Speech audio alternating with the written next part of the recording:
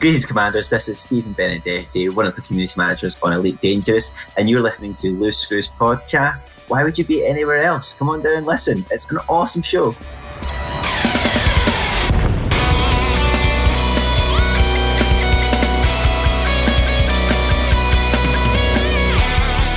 Hey guys, it is April 2nd, 2020. This is Loose Screws. And we got fleet carrier information. Oh my God. I am your host, Todd Worsham. With me is my co-pilots. Brain fart. I'm farting out here. Community manager and all walking around ex-Marine is Kai Zinn. How's it going this evening, bud? I'm good. I'm not an ex-Marine, but I'm good. Is this working? Is he there? Yeah, I'm good. I'm not an ex-Marine, but I'm good. Oh. I almost spoke up. I was going to let him. Is the whole once a Marine, always a Marine, right? Yeah. That is correct. Yeah, I've been told that, but I've always said, man, if you're not employed there no more, I'm just saying, you're an ex. But anyway, I've been corrected by several Marines in the past. So how's it going this evening, man? I'm all right. How you doing? Oh, pretty good. And of course, you guys always heard our sound engineer who has once again meshed together our ridiculous voices to make them sound awesome. JN Tracks, how's it going there, man? It goes on. It goes on. We're excited tonight. It's keeping us going. Yeah. So if you guys probably have noticed, we are live streaming this evening. We're doing that a little bit different because the fact that we have fleet carrier information, and I am super excited about it. Some people aren't real excited about fleet carriers. I am really excited about them. I think they're freaking awesome. So anyway, to kind of get us rolling here, we're going to go through our normal stuff. So a couple of things have been going on in regards to Discord this week. Kai, how'd the rescue go last night? Went just fine. So I guess it was about 9:30 last night in Texas time, which is the only time zone that matters. Kai hops on to Discord and says, "Hey, is anybody out near whatever? I need fuel." And Dubs was good enough to be the closest guy. He was about 5,000 light years out, and he went and rescued him. So I thought that was kind of funny. Yeah, we're both heading on our way out to Beagle Point, so we were both heading in the same direction. Oh, neato! You're both headed that way. That's cool. I was wondering how that was going to work. I think everybody sees all that extra time left on the expedition and decided to add some exploring to the middle of it. Yeah, I decided to head home, but that was for different reasons. So we'll talk about that in a minute. Two quick other thing was Patches McFluffy finally found an Earth-like world, so grats to him. And Chig went and turned in his exploration data because he hit level 5 with Li Rong. Liang Ri. That's how I always said it. That might be wrong. You're probably right. I'm redneck, so I'm probably wrong. So, but he finally hit level 5, and he got 3.5 billion of exploration data. Now he went all the way out to Beagle and back. So yeah. That's a lot. Yeah. New users this week on Discord, NHO JBG, of Mirfinop. And if I mispronounce your name, I apologize in advance. However, I am redneck. Well, they didn't make it too easy either. Of did. I mean, he wins. He wins as far as that goes. So, what other thing do we got here? Because we got to get to the cool parts here. TIE Spies. So last week on TIE Spies, I asked for the largest gravity landable planet. And this week, we'll come back to this week.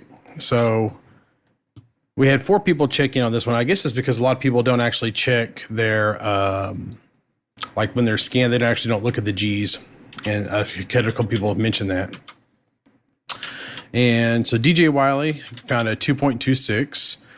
Kai had a 1.59. Anna Barrick had a 2.86. And Hugh Barbaki is our winner with a 3.71. I'm a little disappointed nobody found like a 9.5 or something. So, all right. Those are pretty rare. Yeah, I guess so. The stipulation was landable? Correct. Yeah. I wanted it to be landable, so. They start getting high gravity, they almost always have an atmosphere, right? So. Right. Tough. So, the other big news that happened this week that I have literally been unable to contain because of my excitement, which I did not realize I was even going to be this excited about, is that Loose Screws has a home now in the bubble, which is why I came home a little early. Now, I did finish this. I hit all the waypoints, but I did come home a little early. So we actually have a player-made faction. It's been approved in the thing, or in the game, everything. And the system is Ross 310. And I'm basically saying that Mori, I'm saying Mori, by the way. Mori Port will be the new home of Loose Screws going forward in the bubble. Yeah. So in regards to player-made faction and BGS, I am officially looking for someone to run the BGS who understands the BGS, because I do not understand the BGS, and I don't think any of us really have time to run the BGS. So if you're interested, reach out to me through Discord or email, and we'll see if we can find someone who's interested. That's cross-faction as well, or cross-platform as well. I mean, like there's no platform that like if you're Xbox or you're PlayStation, you can communicate with all three sides through Discord and set up as long as you understand the BGS, we'll be fine. So yep, they all interact even if you don't see each other in the system when you're playing. Right. So I think we're down to the big part now. Is there anything else we need to cover before we get down to the nitty gritty here that y'all can think of? Did we have a question last week?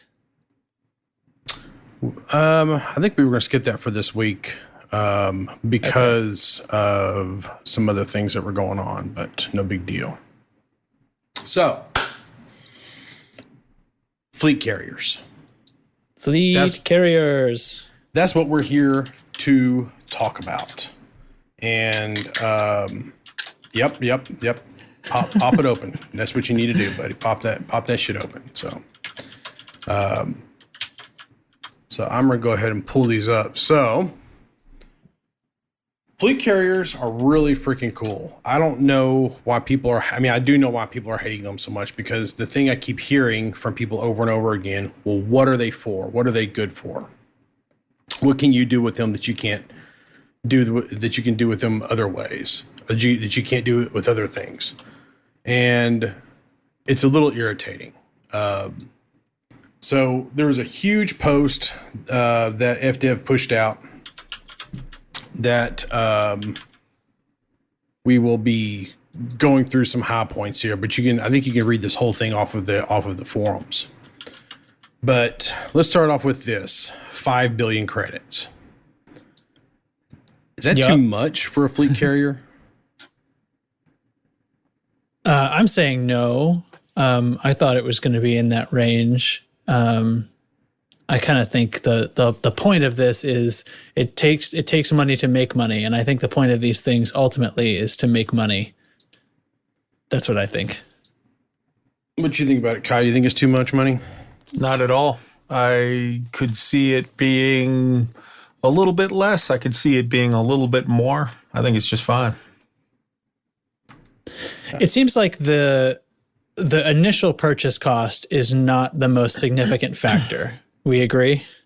I think, to me, it's the most significant factor. That's the thing that people are going to stretch themselves the most for. The thing that seems to be giving people outrage and agita is the upkeep cost, but I'm baffled by that because it's ridiculously low. I mean, it's so low that you can literally, if you take, people were speculating that it was going to be anywhere from 1 billion to 10 billion to 15 billion to 20 billion credits. If you take 1 billion extra credits and throw it into the account, you can cover your fleet carrier for well over a year. So the fact that people are, I don't know, seem to be upset over a 10 million credit per week. And I mean, if you fully trick it out, maybe 15, 16 million credit per week upkeep cost. It's like you've got a floating city in space. You have a crew to do all kinds of things, and you thought there would be no cost at all involved. I don't get it, but people seem to be like just they're trying to be outraged over it. They're trying to work up some outrage, and my feeling is, if that's what it's getting you, if you're just like, no, this is ridiculous, like 10 million credits you can make in 15 minutes of playing the game. If you think that 15 minutes a week of playing the game is too much to pay for a floating city in space, it's not for you. Don't buy one. Yeah, I mean, it seems 10 million a week seems sort of like a lot on paper if you're to like not be buying something, I guess, right? Is that well, I think you're right when you say that specifically the thing you said where they're looking for a reason to be outraged. This is something where that this is that effect of you can't please everybody. There'll always be this sort of like outrage whenever the thing finally gets announced and whatever the features happen to be. I think you're absolutely right. People are like just gonna be mad kind of no matter what. But yeah, I mean, by the time you're spending $5 billion on something, and everything that they can do, it just how can you not? If you can't make 10 million per week, then you're using the thing so wrong that's failing at the game. That's losing, and now you need to use one of your 1-ups and start again or something. You've lost. So to give you some context here, I also play Final Fantasy XIV, and I have a mansion in Final Fantasy XIV. I have a big old house by the beach, and I have to log in to visit that property every 30 days or I lose it. In order for me to do that, I have to maintain an active account, which means I have to pay $14 cash, real money, to keep that subscription active so that I can visit the house every 30 days. So I am paying real world cash. Now, also granted, to have access to the game itself, to play the game. But if I wanted to take a break for the game for a couple of months, I would have to pay cash just to be able to access that house, real world money to access that house. Whereas with my 25 billion plus in credits, I whooped out the calculator. I could literally, if I did not earn a credit in the game, if I just stopped playing entirely, and I set it to have no tariffs of any kind, charge no fees whatsoever, if I went out of my way to not earn a penny on my fleet carrier, I could log out of the game and log back in over 46 years later, and my fleet carrier would still be there. So, yeah, if you want to be a whiny little bitch, then go do something else. This isn't for you. The rest of the game still exists after all. I feel like $5 billion is a good buy-in price. The maintenance costs, especially going by some of the screenshots that we've seen, I feel like are very fair costs. I don't feel like they're overpriced or anything. I think that when you look at other games and how, like World of Warcraft has a $15 a month thing, and I'm not even playing the game right now, really. I logged in the other day just to see what was different, and it's the same bullshit. So I logged out and moved on with my life. And I'm still paying them $15. I've been doing it for 15 years. So you should probably stop that. Yeah, I should really look into that. But anyway, are they at least giving you a mansion? No, they're not giving me dick right now. Oh, you're getting the raw deal. But the thing is that when you look at, people are grappling out, well, you got to do this and this and this, and you got to keep this right here going. One of these screenshots in here, let me actually get to that screenshot, and we'll go over costs here in a minute. So this was from the live stream they did today. And if you look at, this is just the basic fleet carrier they purchased. If you just buy the basic fleet carrier and you have nothing else in it right now, zero of 25,000 units, the weekly upkeep's 10 million. It takes 30 minutes to an hour and a HazRes to make 10 million. It takes no time to do that. And It's 15 minutes mining. Exactly. It takes, Yeah. I mean, it might take a little longer probably exploring. And you're covered, looking at the chat right now. Commander Avasa CU, if I mispronounced your name, sorry, says spend 30 minutes killing 2 basilisks. Matthew says 5 billion can be made in a couple of weekends. No big deal. You can kill some Cyclops the same way. Right. I mean, there's a bunch of ways to make the money. Yeah, I think like kind of sidestep this whole question. Like, I don't think properly managed, we are going to be running missions or trying to make money to feed our fleet carriers. I think that as long as you're not doing something wrong with your fleet carrier, it should be making enough money to cover its own upkeep. Agreed. But with its own services and the tariffs and stuff. And that should just be like a little bit of gameplay to make sure that that's still running. And maybe you have to move it to a different system as the markets change or something like that. But that's part of the gameplay that you're buying into, right? I think that's the way it's going to work. Right. All right. So the next thing here is fleet carriers no longer have determined loadouts, but instead have a variety of services that can be tailored to the playstyle of the owner's choosing. So question here is, number one, they got rid of the support ships, the tender ships, which on the one hand, I kind of think is sad because they looked really freaking cool. I really like the look of them.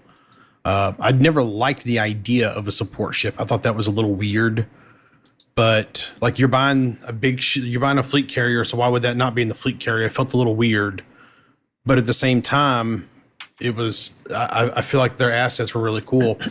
During the live stream, they actually asked Bruce if they had plans for them in the future. And they said, you don't have anything specific, but they will probably make an appearance at some point because they do look really cool. They clearly spent some time on them to make them look good.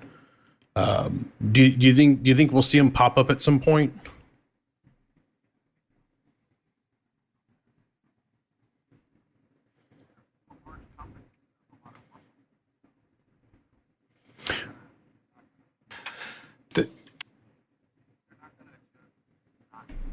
Right. So maybe there'll be like a cosmetic add-on or something like that, or I don't know. I mean, who knows? Who knows, I guess, in the future. See, that's actually something I was going to ask about was like, do you think it'll be like a livery thing to where you can change like the front of your ship or something? I don't think so. I think that the livery thing will be a whole separate issue. That will definitely, I believe that based on what they said, there's going to be livery as far as colors. Yeah, different colors, different paint jobs, but also different kits. I believe there will be ship kits because he said flat out different layouts, and those layouts aren't affecting gameplay. That's going to be just the same way as you can put a spoiler on your cutter or do this, that, and the other. You're going to be able to change. If you look at the picture that they showed from the one in the dry dock being built, it has a vastly different layout than the one that they showed through the rest of the stuff. So, no. So when I saw that image, I interpreted that as that's what it looks like when it's under construction. It's sort of like like when you see a bridge under construction and there's this shroud around it for the workers to be inside. That's what I thought I was seeing there. Yeah, I mean, the scaffolding and whatnot, but I think if you just look at the sort of the shaping of it, there's some other differences as well. Well, I'm looking at the screenshot now. If you kind of zoom in, like I would assume, of course, the people who are listening to podcasts won't be able to see this, but like this part over here on the left is like all, construction yard, so to speak. And this blue part right here, this to me looks like the back part because clearly here are the landing pads right here. And to me, this looks like Yeah. the back part of the ship, but like it's like the front part of it is missing. I think that's the front anyway, or that could be where the engines are going to go. I'm not sure. Well, are those wings on the main model? See, I thought that too, but when I went and looked at the Drake picture here, there's not really wings there. So I'm a little confused how that would- Okay. Well, Yeah. now, all right. Now I'm shifting my opinion. Then now it looks like it is a different model Yeah. entirely. To me, it does. To me, it's a different model. But I'm not real sure. And also, if you just look at the colorations here, I mean, these are kind of bluish, and clearly this is more gray and reds here. So I don't know. Right. But yeah, I think there's more here. And also, like if you look at where this conning tower is here, this conning tower is centered along the center line. This conning tower here is on the left side of the ship, or the right, or is on one side of the ship, I guess I should say. So, and it could all be because it's in process of being moved, and we don't know. But yeah. Yeah, I mean, like I said, I look at the layouts of those and I see that those are two different. And based on the fact that he said there would be different loadouts, and he was referring specifically at that point to the livery option, I think what you're going to see is an option to change your like a ship kit that you can buy, at least one, if not a couple, that can give you some variations on how your carrier layout looks. You're definitely going to see a couple of paint job packs. You're going to see the universal unlock for engine exhaust color and laser colors that you'll be able to apply. Yeah, I think you're gonna see a bunch of options like that. Yeah. In fact, just looking at this carrier here, I guarantee you this is the back, and then this is the front. Because you look at this little tower right here, I'm pretty sure that's that. And then, well, hell, I don't know now. No, don't listen to me. I don't freaking know. Yeah. The only thing I don't like those. It still looks like it's got extra stuff bolted onto it that's blue, but some of it is definitely the body because there's the landing pad. So, okay. So here's my next idea. This one's under construction and it's blue because it's sort of like before a house has the siding on it. And so now I'm seeing like the under siding insulation. What do you think of that? I'm not disagreeing with you, man. I think that's a really good point. I think you might be onto something. So, Oh well, fact- I kind of thought when he talked about layouts, he was talking about the way the screen looked. Or am I thinking about a different time in the video? Like the services screen. Yeah, that's two separate issues. He definitely said that based on how you outfit your ship as far as the services that you unlock, it will change the menu options that are available when you dock and so forth. But specifically when they were at the livery section, he said there will be various loadouts, various paint jobs, various engine colors, et cetera, et cetera. Cool. Yeah. So getting on to moving your fleet carrier, they have a range of 500 light years. The biggest thing to me that initially came to my brain was, and goes all the way back to the Gamescom thing, at 500 light years, that means these things can jump further than anything currently in the game with one jump, which means there are several star systems above and below the plane of the galaxy, and some on the fringe. And they can get back. Yeah. After. There's a few systems that are one-way trips, and there's a few that are just impossible to get to. But we know that they do exist, so to speak. Theoretically, there are also a couple in the middle. There are those, if you remember the Cone Sector debacle, there are those that would be in and around the Col 70 sector and a couple of other areas where unless Frontier makes an adjustment to add extra permit locks, there will be, a bunch of different places that will be for the first time accessible. And for the first time, someone will be able to legitimately get out of the Anaconda graveyard, as it were, the spot where one unscrupulous commander basically petitioned Frontier to move him back out. Everyone else did the honorable thing and flew out there on a one-way mission. But yeah. I want to come back to Tritium in just a second. So, so they mentioned about, you can select what system or what, when you're plotting the course of the fleet carrier, you can select what system and you can select what body in the system, assuming you've explored it, where you want your fleet carrier to end up. So how many fleet carriers do you think we could get around a moon before the servers just took a shit? I don't think that there's any particular limit, because the fact of the matter is each one would be shunted into its own,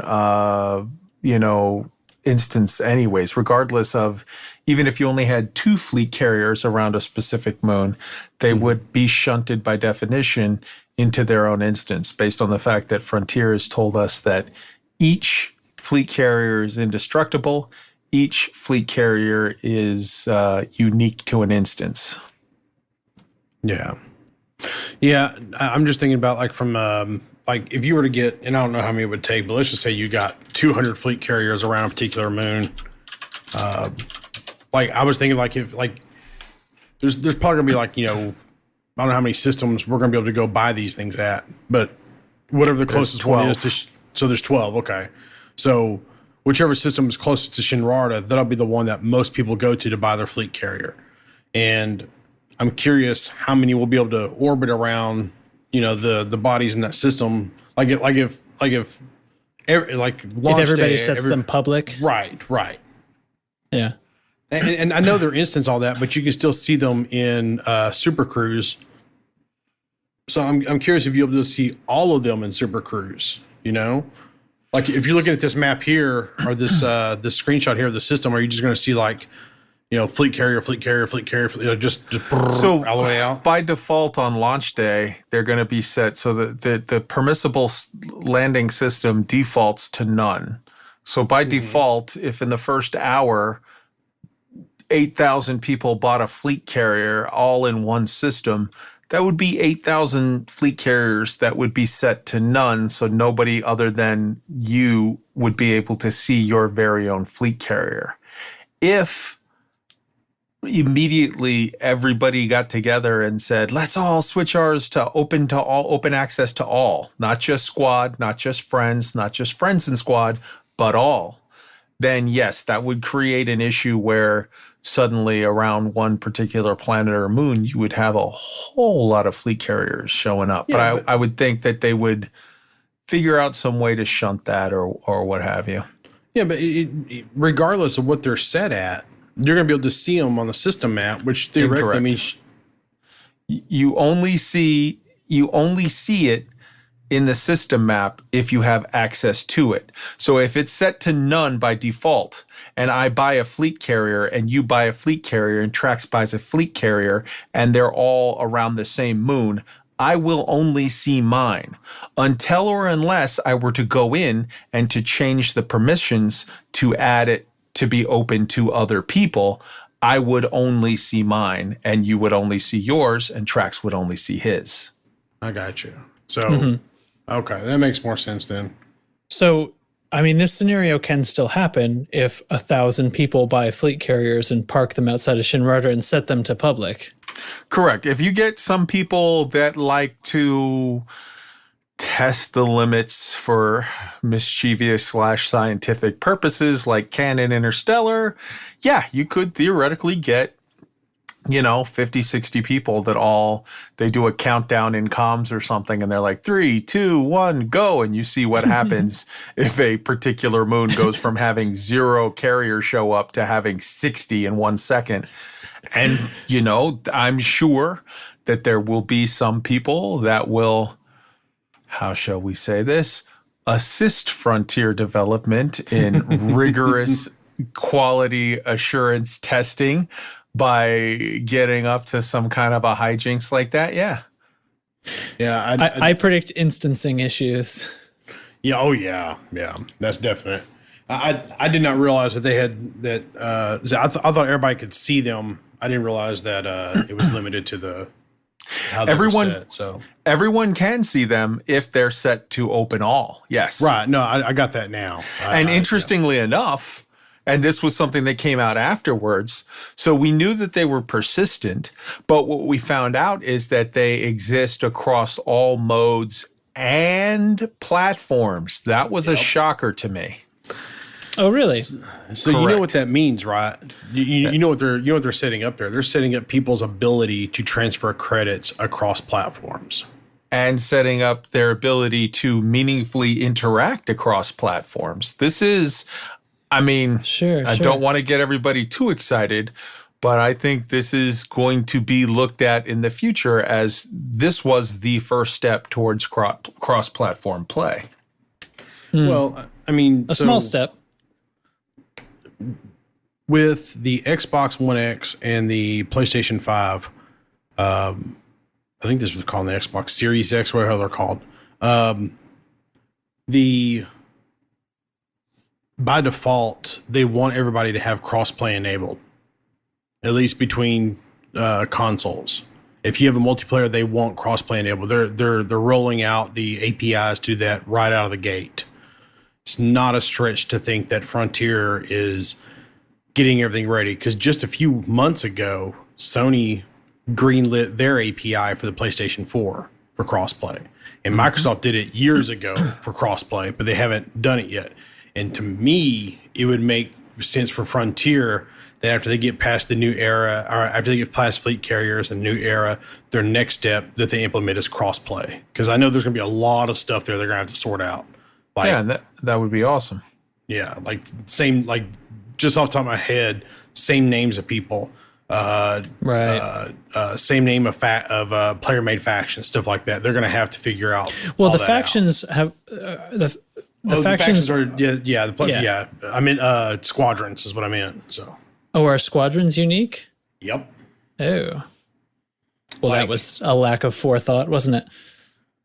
Maybe not. You can't.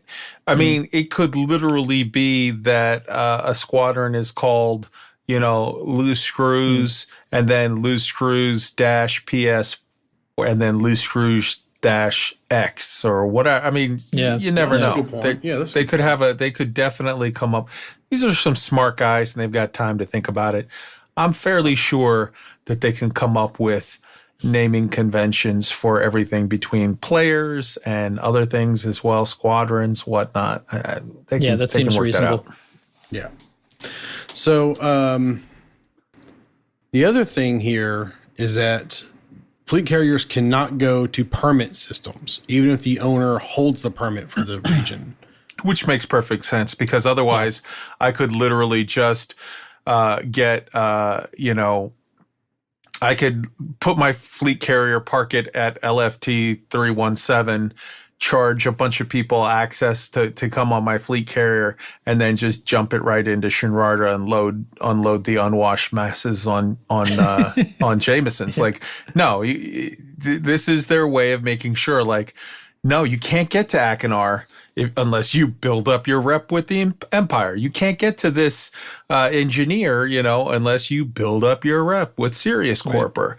This is the solution to part of the conversation that we had a long time ago when we were very much speculating, and I we were thinking, like, how would they handle permits? And yep, it's just, you can't do it. Shut it down. It makes perfect sense. If you need to get a bunch of people to a location, you could jump your fleet carrier to a system 2 light years away from it, and they can get there. They can cross the finish line on their own. But yeah, this is a perfectly sensible and really sort of very simple answer to what could have been a tricky situation. Yeah. Surely. So let's talk about tritium for just a minute. Mm-hmm. So Could we? Is it okay? First of all, let's settle the debate. Is it tritium or tritium? I think I've heard tritium. I think either answer is acceptable. I've always referred to it as tritium, but the fact of the matter is somebody made the comment of like, oh, it's obvious that it's tritium because it comes from the Greek for 3 because it's 3 hydrogens, to which my response would be, okay, if that's the system that we're using, then, deuterium, duo, comes from the Greek, just two. Yeah. And then tri would be like Right. literally, if you're using the Greek explanation, then, a triceratops has the 3 horns. A trireme is the ship and the 3 bits. That tri would be the thing. But honestly, I think you can use either one. Just don't be an asshole about it. Let people say it however they want. And if you don't like the way they say it, well, Jesus, grow up, man. Yeah, I think that's what I was going to say too. Is like I have been saying tritium because that feels right. But if I were to think about the root of the word and why it is those letters, then it seems like maybe it should be tritium. But that doesn't feel right with my accent. Yeah, man. I like tritium just because that's how I learned it. But like, if you say it a different way, I'm not gonna like. Well, actually, like whatever, dude. Just fucking. There's other shit to worry about.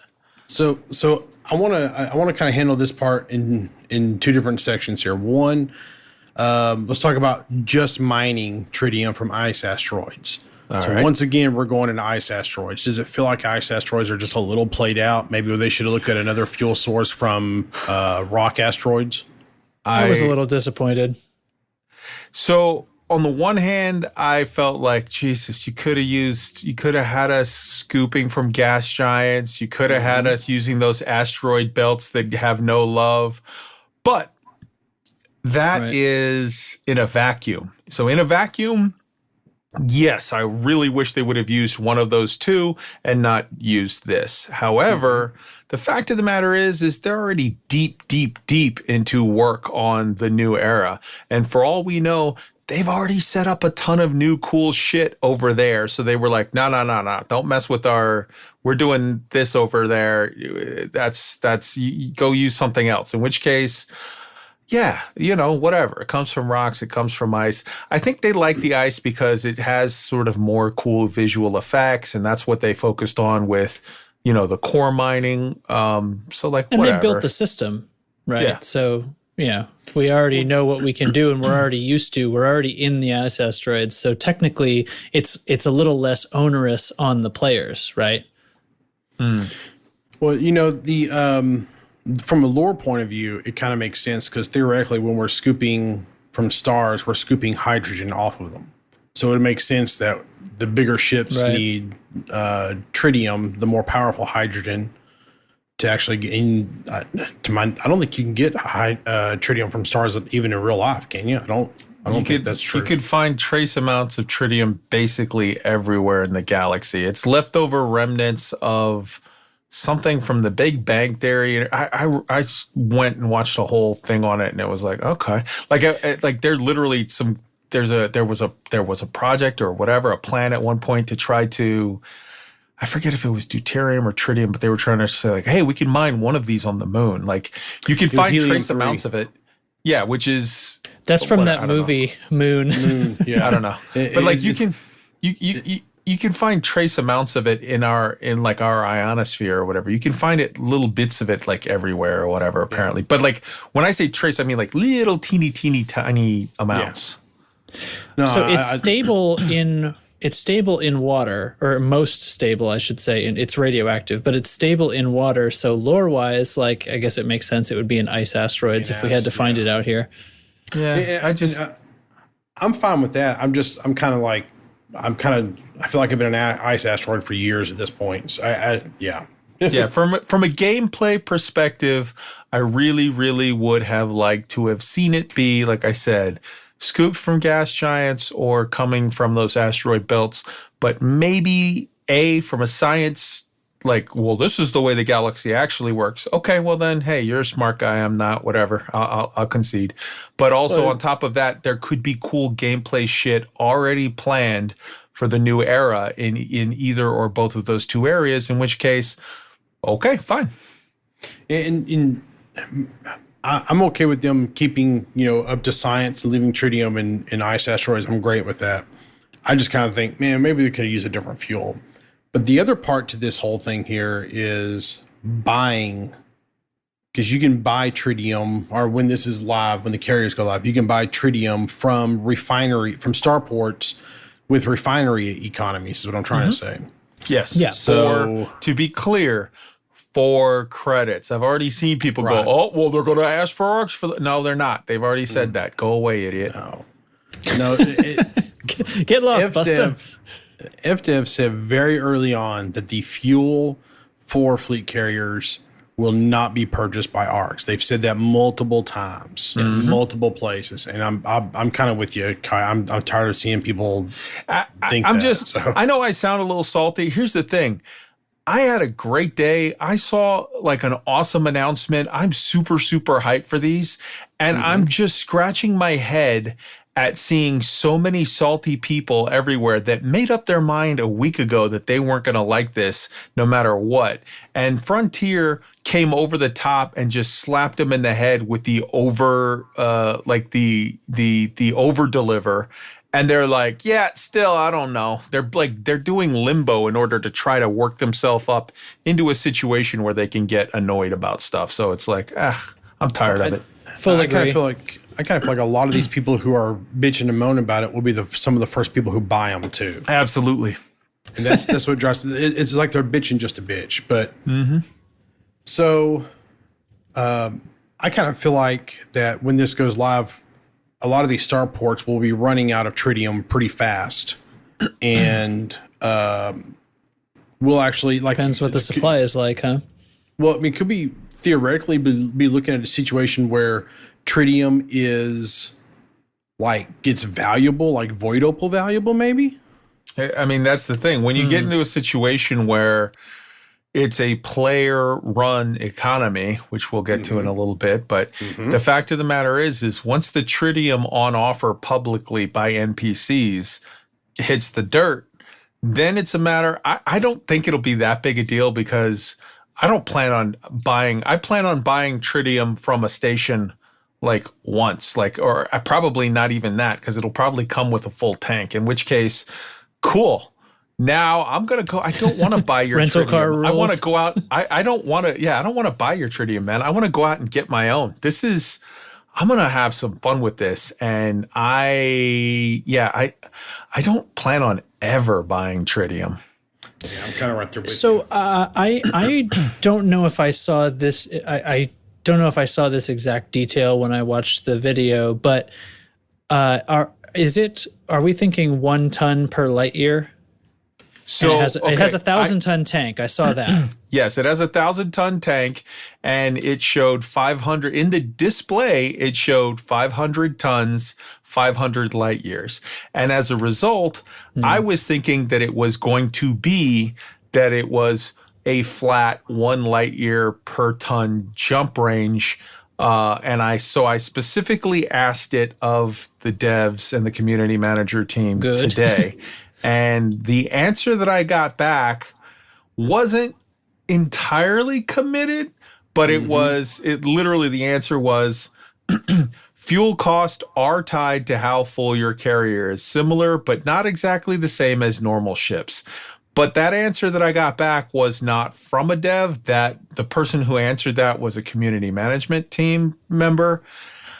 Based on the fact that the video shows clearly 500 light years on 500 tons in the tank before Steven upped the amount of services on the ship, and then he added a bunch of shit to where he literally took it from having 25,000 tons capacity available to having like 12 tons available still. So he added a lot of tonnage to it, and it still showed 500 for I think this is one that I'm saying let's wait and see on the 7th, because they said no, that it's not a flat amount, but what my eyes saw was yes.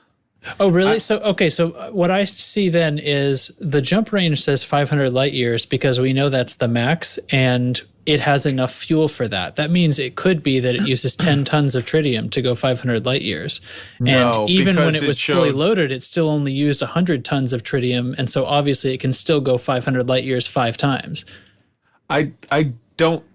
You don't think so? I think what I saw was a 500. Well, you know what? That could be true.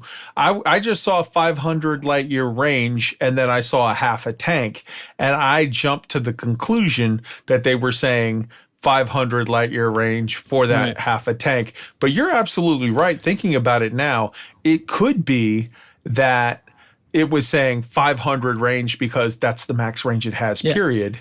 But That makes his answer could make have- sense. Yeah, you could have done more. Yeah, so that actually sounds better than what I was thinking, in which case, bravo. Yeah, so it's like my condo jumps 60 light years or whatever if it has a full tank, and 60 light years if it has, enough fuel to go 60 light years. It still says the same max range. So it would be sort of the same as that. And if I change the weight, it takes a little more fuel to go that 60 light years, but it doesn't take my whole tank. And we should really preface all of this discussion with what they said very, very clearly in the video. This is a hot build for demonstration purposes. Some of these terms and numbers are subject to change. So for all we Right. know, there's already been a little tweak. And when we see it on the 7th and they see how we react to things, there may be more little tweaks. Well, that's exactly what I was about to say, is that it's entirely possible that they're going to look at this beta and just go, well, like right now, it could be a 1-for-1 ratio right now. And they look at the beta and they're like, we don't like how that's working out. We're going to tweak it down to where it's, a 2-for-1 or something, Yeah. And that's probably why they left it kind of fluid the way they did. And to be honest with you, if it's 500 tons for 500 light years, or 1-to-1, 1 ton per light year thing, that seems a little cheap to me. Like I feel like the total range I of the think that's ship low. should be further. I think Yeah. that fuel consumption's too high. I think it should do have too. more than 2 jumps at a full tank. But Okay. that's my prediction.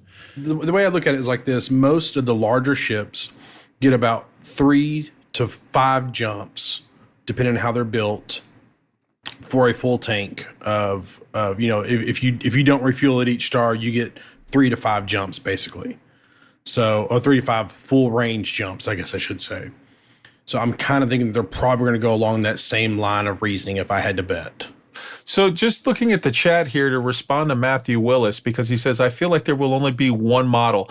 I did ask. I said specifically to Luke Betterton, the lead design on this, I said, hey, what's the significance of saying that it's a Drake class carrier? Are there other class carriers right now? And, what are the details for those? And he responded, the Drake class is the designation that the Brewer Corporation is giving to this product. There is only the one class of fleet carriers right now. So Sure. absolutely. Gotcha. There's just the one right now. There's not to say there won't be more in the new era or at some point in the future, but right now there's just the one. When we say different looks of different ships, what we're talking about is just the cosmetics. Just to say, I wouldn't be shocked at all to find out that you can have 5 or 6 different looking ships based on, I bought the livery, I bought the glam, the skin that looks like this, or I bought the one that looks like that. But it's still the same ship as far as how the gameplay mechanics work. If you just kind of look at the way the ship's designed, like the middle portion with the landing pads, so that's like the middle section. And then you look at the back of the engine section, that's the drive section, and then you look at the front section.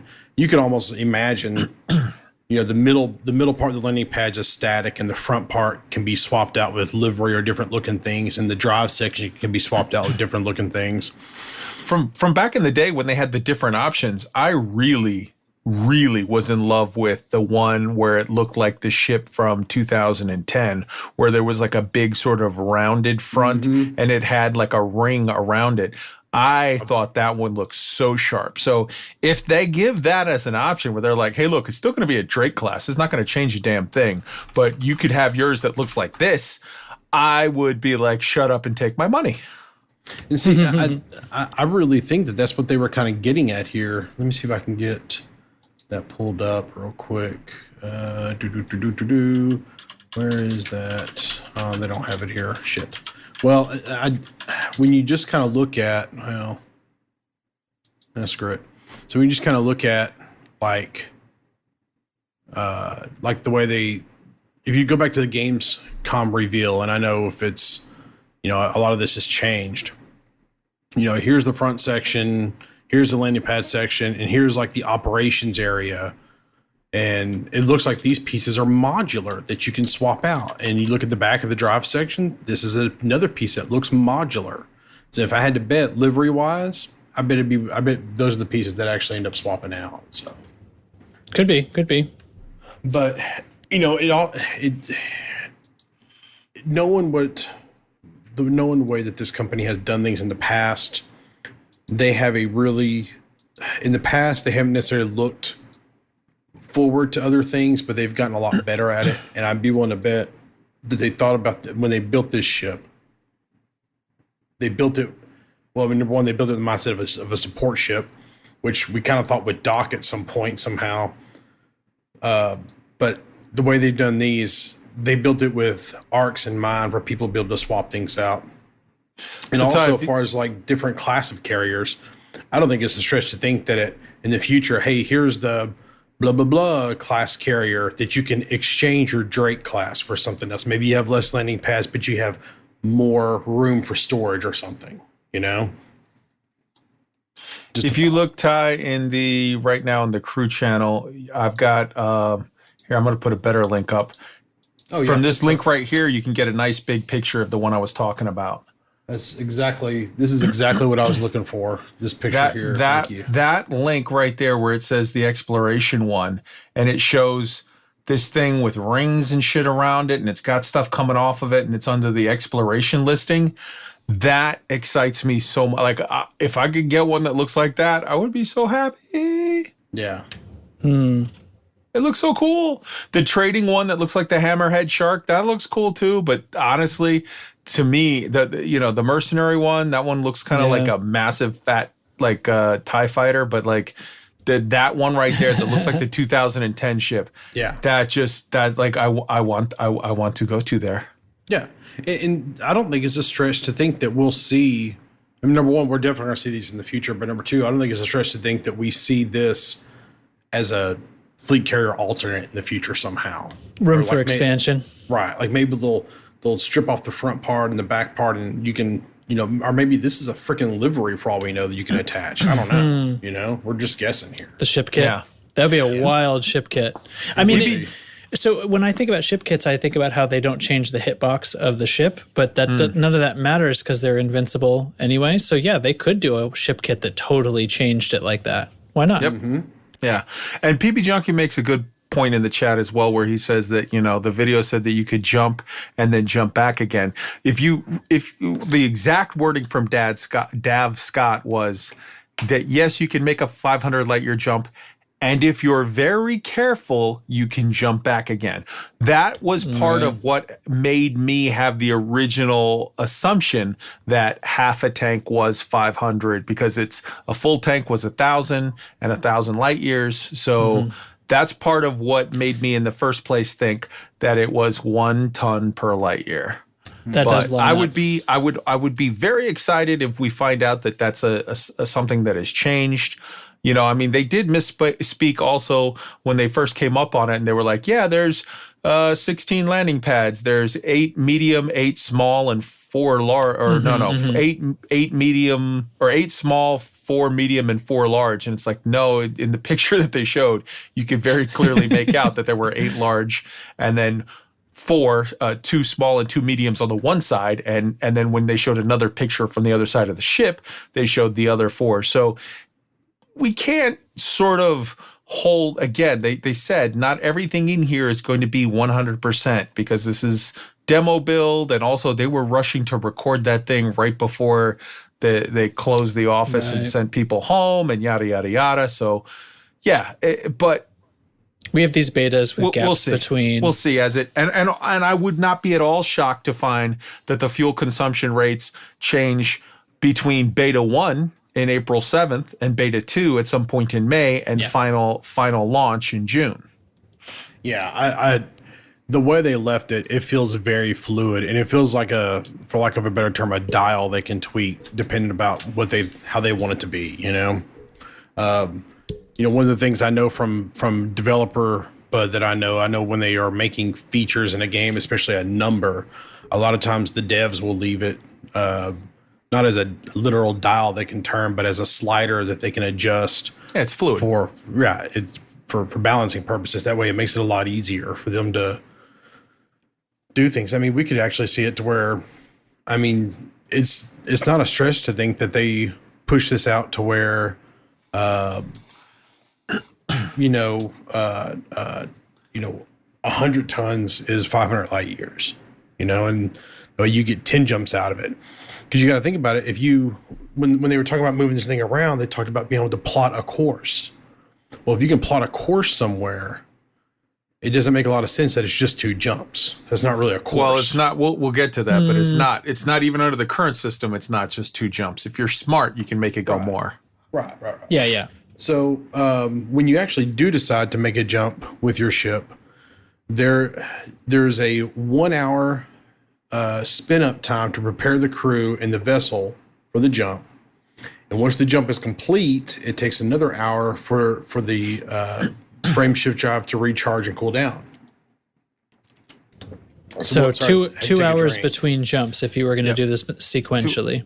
Yeah, it's 2 hours between jumps. And interestingly enough, they said that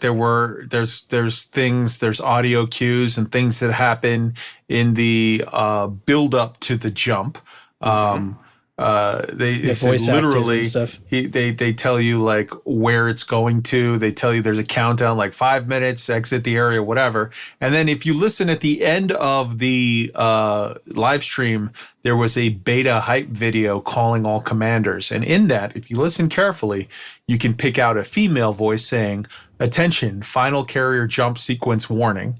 You can pick out a male voice saying, "Carrier jump sequence initiated." And then a different male voice, not the same guy, saying, "This carrier is about to engage frame shift drive."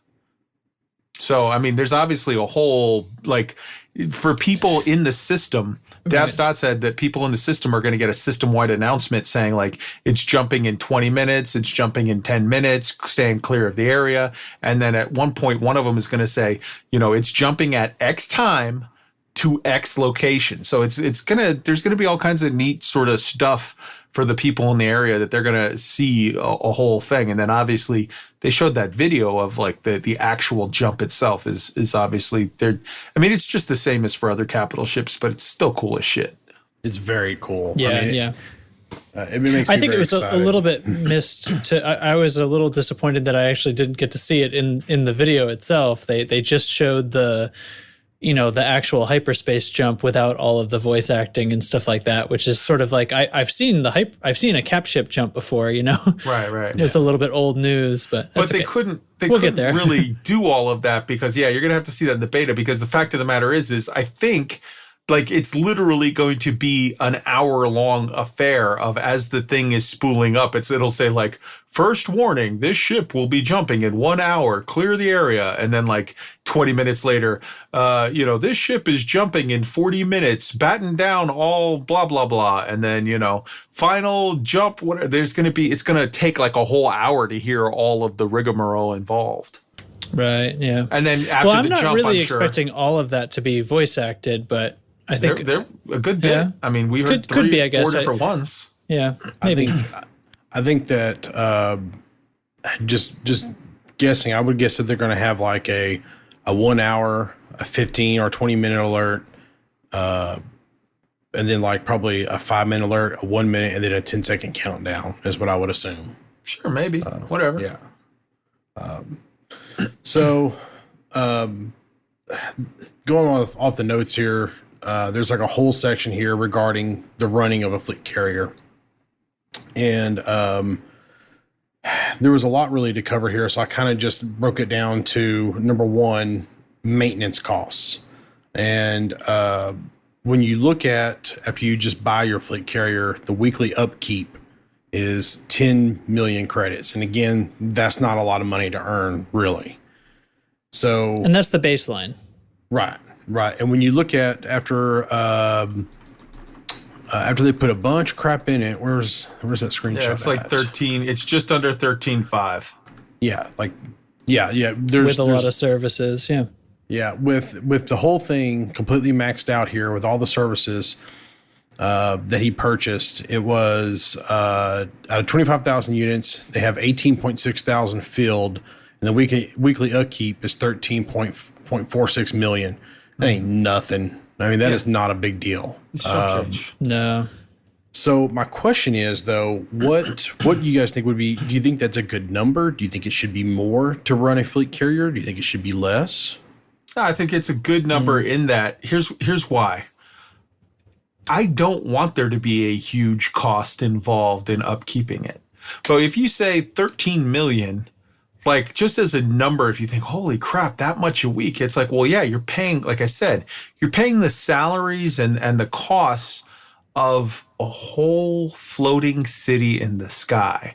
And so that's a big number. So that feels good as far as saying like, wow, that's a lot of these guys are making a lot of money. There must be a lot of guys on my ship or whatever.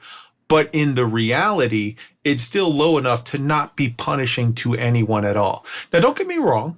13 million is a lot of money to a new player just starting off. But a new player just starting off can't afford 5 billion to get a fleet carrier. Right. If you have gotten to the point in the game that you've earned 5 billion credits to make one single purchase, then you have advanced significantly enough in the game that for you, earning 13 million credits in a week is a joke. It's like, hey, I could earn 13 million credits in the next 20 minutes. That's nothing. So, yeah, I mean, is it like, oh my God, it needs to be more? Like, no, because they don't want to punish you with this. It's just sort of for the immersion factor and the whatever of saying like, hey, this is whatever. And also to stop somebody from, purchasing everybody in the galaxy purchases everybody in the game purchases fleet carriers, then just sort of ignores them. The fact of the matter is if I give you something for free, you're not going to value it at all.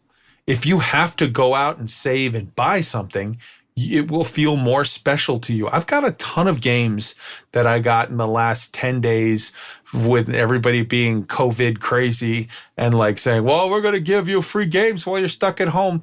And I haven't opened a single one of them because they were free. I don't value them as anything. But the fact of the matter is I pay money for some games and I value them and I want to play them. They are making this, it is a significant investment and they are calling it that. They are telling you don't undertake it lightly.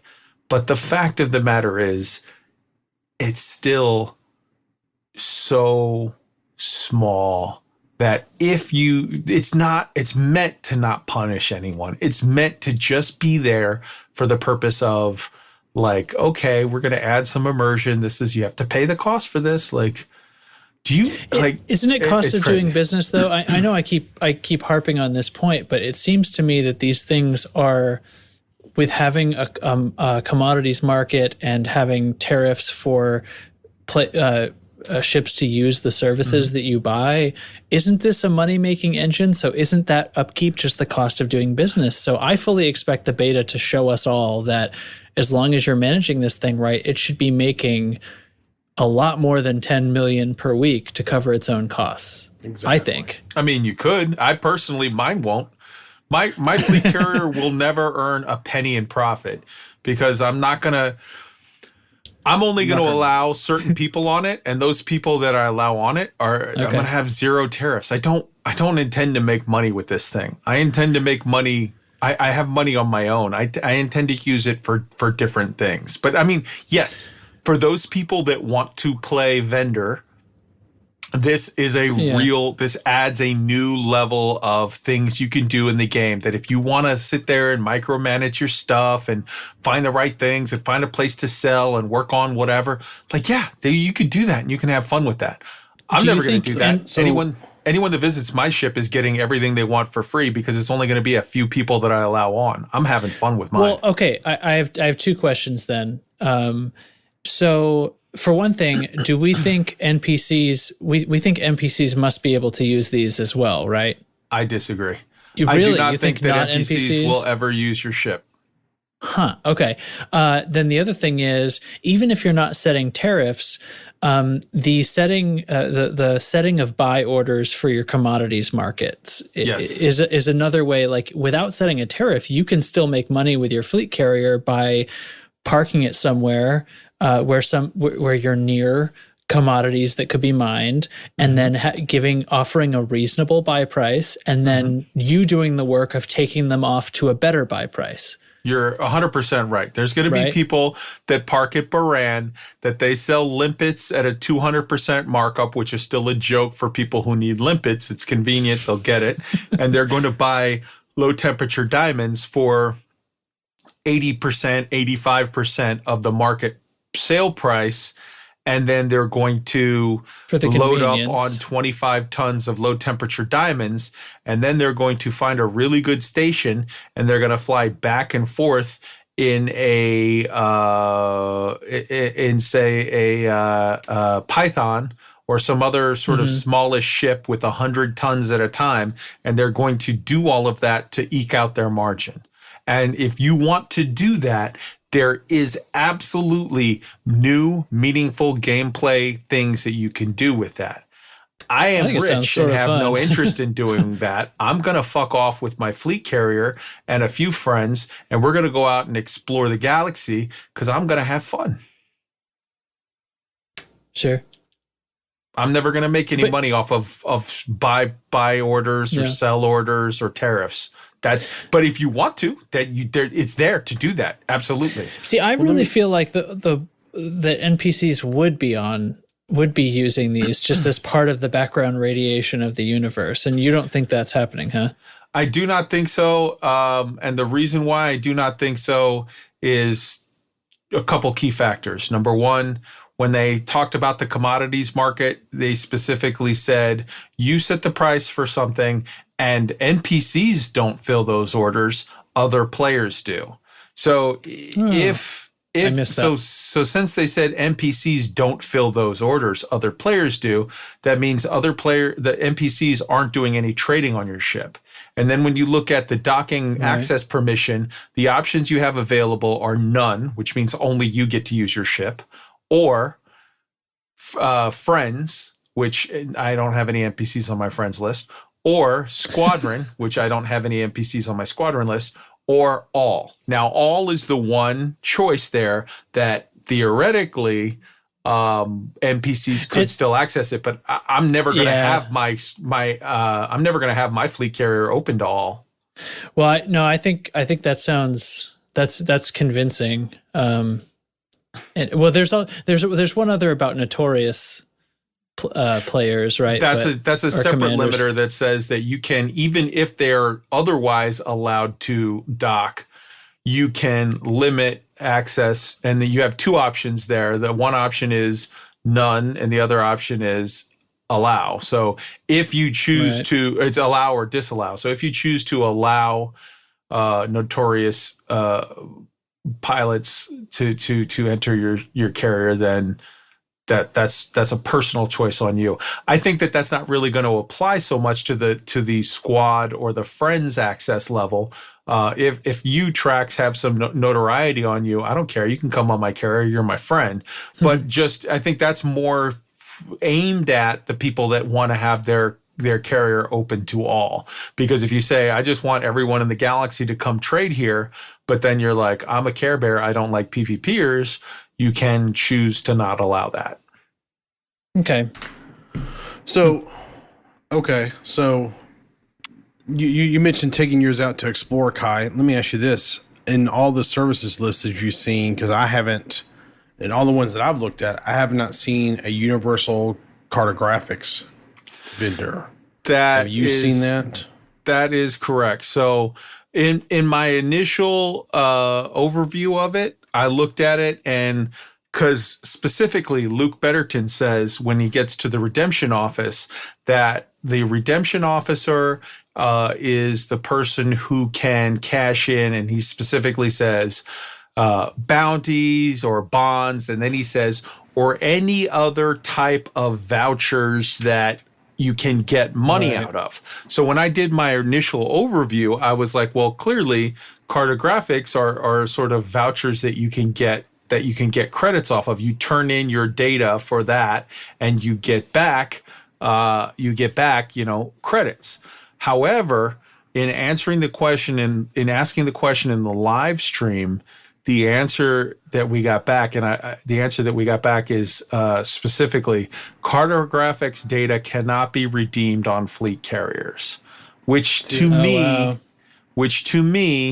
there are 3 misses on fleet carriers. There are 3 things where it's like, well, that was dumb, and this is one of them. Yeah. And honestly, not only do I think that it was a not good choice, but I also think that this is something that will not survive the beta. Because if you look on the announcement, the forum thread that announced it already, there are 2 things that people are complaining about. The one is the upkeep cost, in which those people need to go get a life. But the other thing, there are a sizable number of players that have already said, I'm an explorer. I wanted this for exploration. In the previous builds, when you had all these builds that we were supposed to get last December, you said one of the options was an exploration fleet carrier. How do you have an exploration fleet carrier without universal cartographic data? So honestly, maybe I'm being a Pollyanna, maybe I'm being a white knight, maybe I'm being overly optimistic, but if I had to bet, I would right now bet $20 cash versus anyone who wants to take me up on the offer that by the time these launch in June, that the redemption officer will, or they will have a service or something for but there will be some way to sell cartographic data on the fleet carriers. I don't see that surviving this way, because it literally makes the idea of fleet carriers that, to me, one of the juiciest possible things that you can do with a fleet carrier is exploration. And having a fleet carrier that doesn't have cartographics data makes it sort of 3/4 useless for that. So I think I even said before, like in other conversations and stuff, that I didn't really understand what it was for exploration, because I was thinking about it like as far as speed of crossing the galaxy. And obviously it's not a fast moving vessel as far as light years per minute are concerned. But I understand now like what people are thinking about, and like parking it somewhere where it could be a hub for explorers to land to and all this stuff. That's all makes perfect sense to me. And I think you're absolutely right. Like at a minimum, it needs some way to store. I mean, if they have some kind of opposition to selling the cartographic data for the money, at least storing it to have that safety barrier, right? Yeah, 100, and that could also be, so they did say there was no place to cache in cartographic data. Maybe that is an option where you can save it into like the core computer of the fleet carrier, and then you're not a label. That I could see that as being, even if they haven't already thought of that, I could see that as being a good middle ground option, because they could say like, well, no, you have to get back to civilization to sell it, because if someone gets back before you, they get their name on it, not you. That's fair enough. I could see that. I could accept that. Well, why would they not? Because I mean, okay, let's. I don't think for a second this is an oversight. This feels like they left it out on purpose. So why would they leave it out on purpose? The argument for leaving it out on purpose is this. The whole point of exploration is you have to go out, you have to get all of this, amass all of this data, and you have to make it back alive. That's you're risking. You're the plus side of the hey, I can get this, versus the downside of the risk to get back and like, are you going to die before you sell it?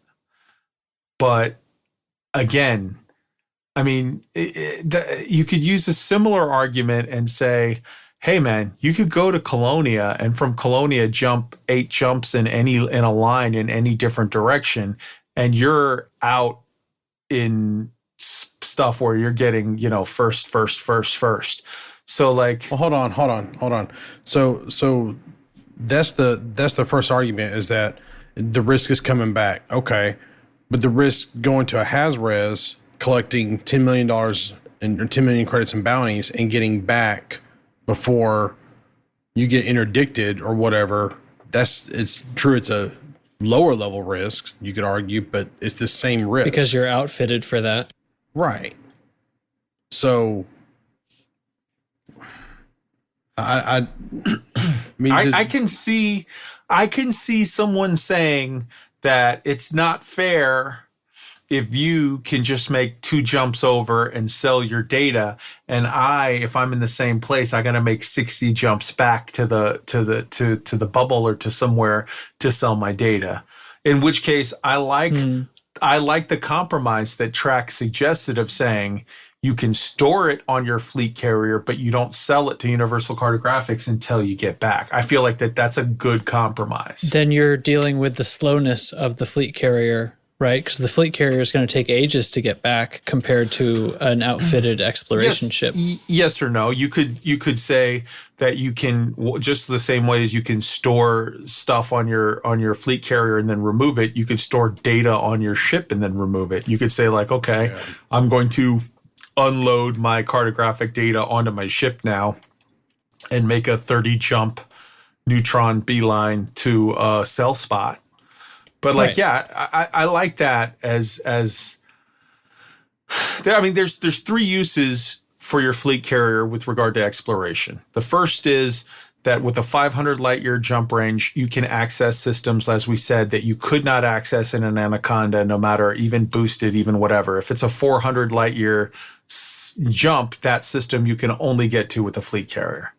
The second use for it is selling the data. And the third use for it is to say like, hey man, I have a repair spot. So yeah, I can't sell here, but at least if I have a mishap or whatever, I can repair here. I can re-outfit here. I can switch to a ship that is a lot more suited to landing in a high G world or whatever. Like there's those 3 uses, and I feel like of those 3 uses, I feel like the jumping to very specific systems is a small use case. I feel that selling data is the number 1 use case, and the having just, repair, storage, yada, yada, yada, that's a close number 2. But like, yeah, if the biggest use for them in exploration is taken away from them, then it's just going to be a massive turnoff to a lot of explorers who really, really were excited for this. Hoping the fat lady hasn't sung on that one. I don't think it has. I think that they'll come around on it. Yeah, I don't believe in the oversight aspect of it. It just feels wrong that they would do that. I do like Traxxas middle ground, but I don't like the idea of having to get back with your fleet carrier. Like if you're happy where it's at. I don't know. No, but you could still pile the data onto your ship. Yeah. Like you said. So like you'd store it there. You go ahead. You got it. What I said was, take Trax's idea of I dump all of my ship data onto so like, let's say I park mine 800 light years away from Colonia, and I just do loops and loops and loops, and every week I come back and I unload onto the carrier. Then after, say, I don't know, 8 weeks, 10 weeks, whatever, now I say, okay, I'm not going to take my carrier all the way back. Now I'm going to do a special trip where I unload from the carrier back onto my ship, and now just make a beeline to sell. Right. So what I was saying was that I don't like the idea of moving the carrier back, but I do like the idea of being able to put the data back on your ship and then moving it back. Yeah. So you're saying we interrupted you exuberantly and you already understood our point, is what you're saying. Right. Correct. So. That doesn't sound like something I would do. I kind of don't believe that this ever happened. It's definitely something I would do. Because from an exploration point of view, the only thing that really makes sense to me is the repair aspect of it, and because you can go out and like well, when you can refuel, man, nearly every star is refuelable. So I don't get behind that. Well, repair and reload. Reload your heat sinks, reload your lipids, reload whatever. Right. Yeah. That's what I'm saying is that the only thing that's really good is repair and reload. And actually, you could argue reload's not even that good because you can always synthesize it. Yeah, and but yeah, you know, reloading more SRVs if one bites the dust, whatever. Right. Yeah, There's a lot more. Yeah. That's a good point. But you know, the repair option and the reload option is really all that's really good for there. But it just, I don't like the lack of a, like to me, the 5 billion is like, well, I'll give you 10 billion then for Universal Cartographics because it's worth it. Because that makes it really worth it for one of the main things I wanted to do with it. You know? As your attorney, I'm going to say that we should make the first offer as 5.5 and let them work you up. You're really not a good negotiator, my friend. To me, it's worth it though. But I get it. When I look at the other services, you know, like outfitting, well, let me start the shipyard. I don't see anybody buying a ship off a fleet carrier. I mean, most people are going to buy ships from discounted areas. The exception, however, would be like off the top of my head, does anybody know a ship that is not available in Colonia that you'd have to come back here to purchase? So there's a couple things to keep in mind there. Off the top of my head, ships that are not available in Colonia, I think most of them you can get in Colonia. Well, what about with the Explorer's exception of- Anchorage? So there's That's not a good going point. Yeah, there's no shipyard in Explorer's Anchorage, but or ships available. But here's something to keep in mind. Number one, there are going to be rare cases where you say, like, let's say you're Sanderling or you're Primetime Casual and you are out there doing a hooning event or whatever, and people just rock up and say like, oh man, I'm in my Anaconda. I wish I could whatever. You could literally be like, here, go. I've got these packs of these little,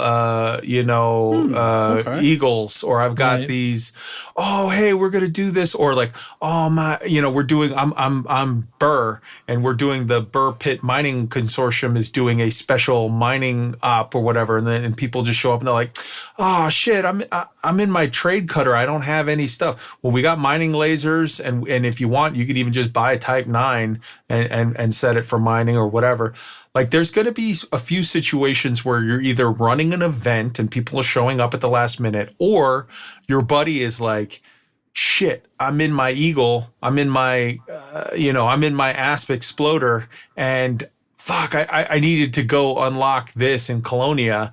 I need to go mine osmium, and I need to go get this and get that. I wish I had a whatever. Here, you could just go and buy this ship or whatever. Like, there are a handful of reasons why, either you want it available for a friend as more or less, not even as a for sale. It's just the idea is like, it's almost like a loaner ship. And then for event stuff. But for me personally, I 100% agree. When I looked at the price tag, and I'm not talking about money, I don't give a shit about money.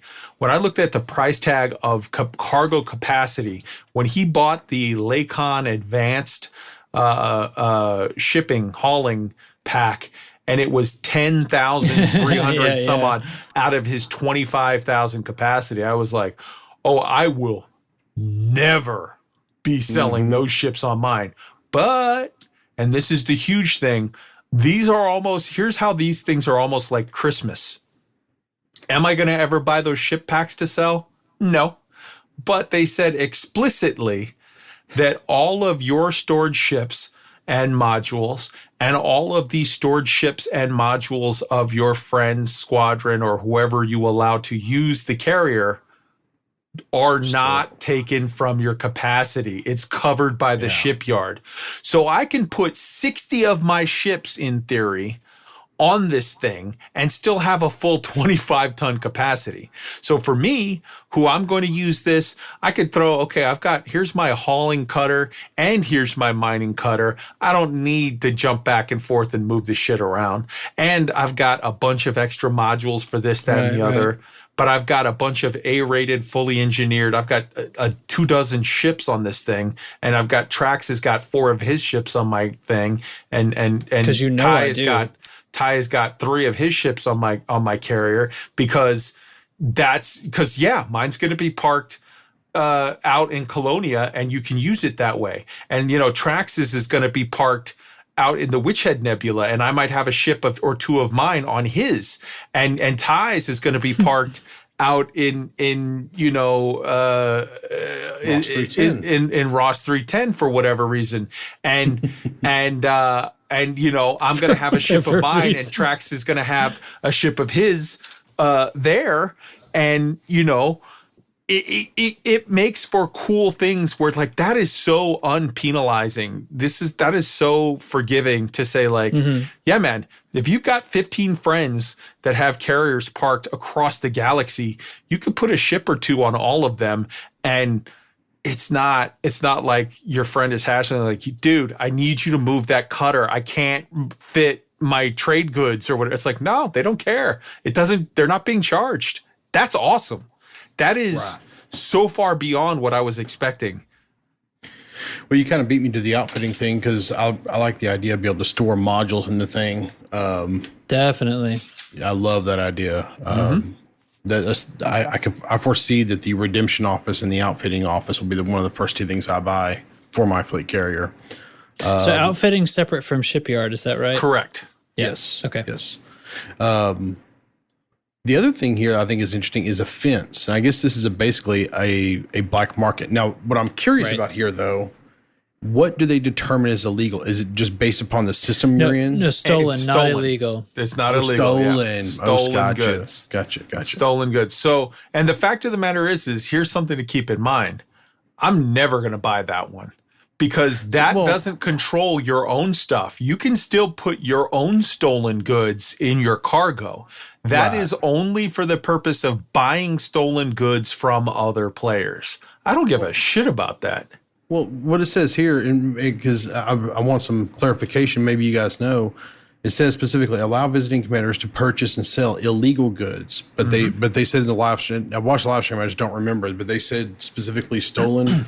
So here was the clarification. The reason for the clarification was that the one guy said illegal, and then Dav Stott corrected him and said, technically, we should say not illegal goods, it's stolen goods. And the reason why it's not illegal is because your fleet carrier is a personal vessel, and you don't have any legal jurisdiction to decide what is legal or illegal. You are not a faction or a system state. The only thing that you can make an assessment on is this stolen property or non-stolen property, which is theoretically, I know a lot of people are being like, well, duh, that's the same thing, right? Yes, sort of, but no, not really.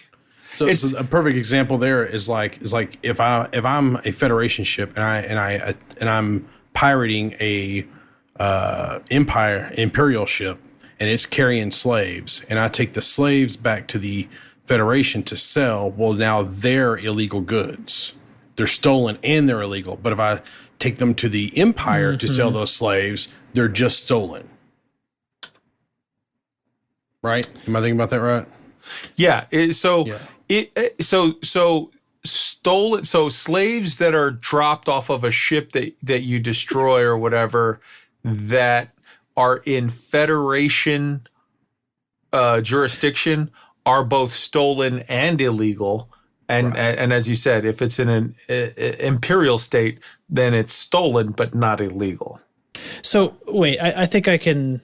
There's a simpler way to think about this, though, and I think you said this earlier, right? Like, the issue is not even. Well, the issue is with the commodity market. So your commodity market on your fleet carrier is not going to buy anything that you do not specify a buy order for. Correct. But if you have a fence there, the fence for some other player would, right? So just to be clear, this is another. So there's like 4 things that that were kind of dumb. One of them was they called this the secure warehouse. They should literally just call it the black market, because that's what it is. But if you say black That's what market, we know it as. and if you guys keep saying the fence, and in stations they're black markets, and in the fleet carrier their title is secure Fence. Warehouse. I thought they yeah. said the word fence. I guess they were just Yeah. speaking colloquially. Yeah. No, I see.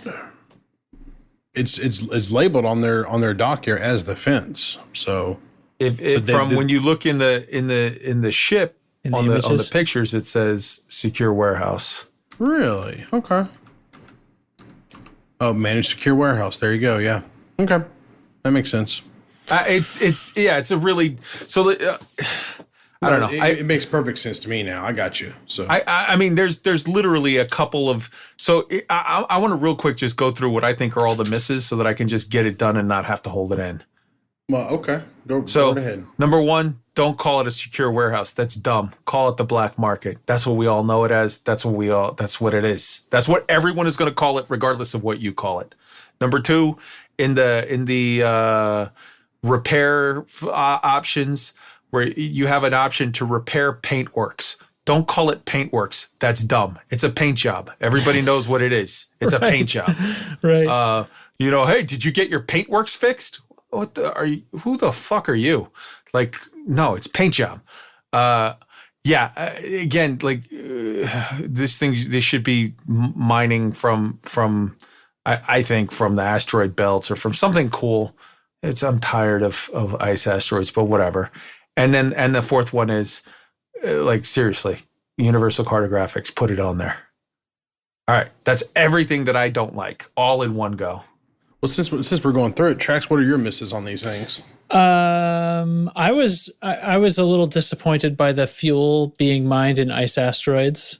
But I really feel like the rest of it, I was much more optimistic after hearing about it. I honestly didn't have my hopes that high that I would really dig it. And I think it's actually really cool and could create some good gameplay. Wait, so you're saying you're good with Paintworks? Well, okay. Using different words for different things. Sure. I agree with all that stuff you said where they're saying they're using one word when we know it by a different word. That is a little sloppy. It's not like a gameplay mechanic though. It's not I like, agree. But I mean, yeah. those were all of my nitpicks. And I want to be clear when I say those 4 nitpicks, like one of those is serious and the rest of them I can get over in 2 seconds. Like The rest of them the are Universal cosmetic. Cartographics is going to make me actually butthurt. The rest of it I could get over. It's no biggie. And I want to be perfectly clear in saying this. I think they hit it out of the park. I think fleet carriers are fucking amazing. I am super, super excited. And I think that they should literally be taking a bow at this point for an awesome job. So I don't want my little nitpicks well, play it first to but sound yeah. bad. So my misses are fairly simple. Number one, the lack of Universal Cartographics is a huge miss to me. I feel like there's some middle ground there they can play with, and just leaving it out honestly feels like it lowers the overall value of the ship to me. But that doesn't mean I'm still not going to buy one. I'm still going to buy one. The nomenclature of things is irritating, but I can get past it. The thing that I feel like is probably the biggest miss for me, and it's not really a miss, but I can get behind it a little bit, and an emphasis on the words "a little bit." When we get like to the decommissioning stuff of where you haven't done your upkeep with the carrier and you're about to lose it and all that, it would be nice, like if you a perfect example is if from a military point of view, if you're about to go on deployment and you're not going to have access to the internet for 18 months or however long there is, because there are some people where that is a realistic thing that happens. You're not going to be able to play for that length of time. It'd be nice if you could not decom your carrier, but if you could suspend your carrier. Like you could put it in a warehouse, so to speak, and no one has access to it. And then it's not taking any money from you. It's just pause, so to speak.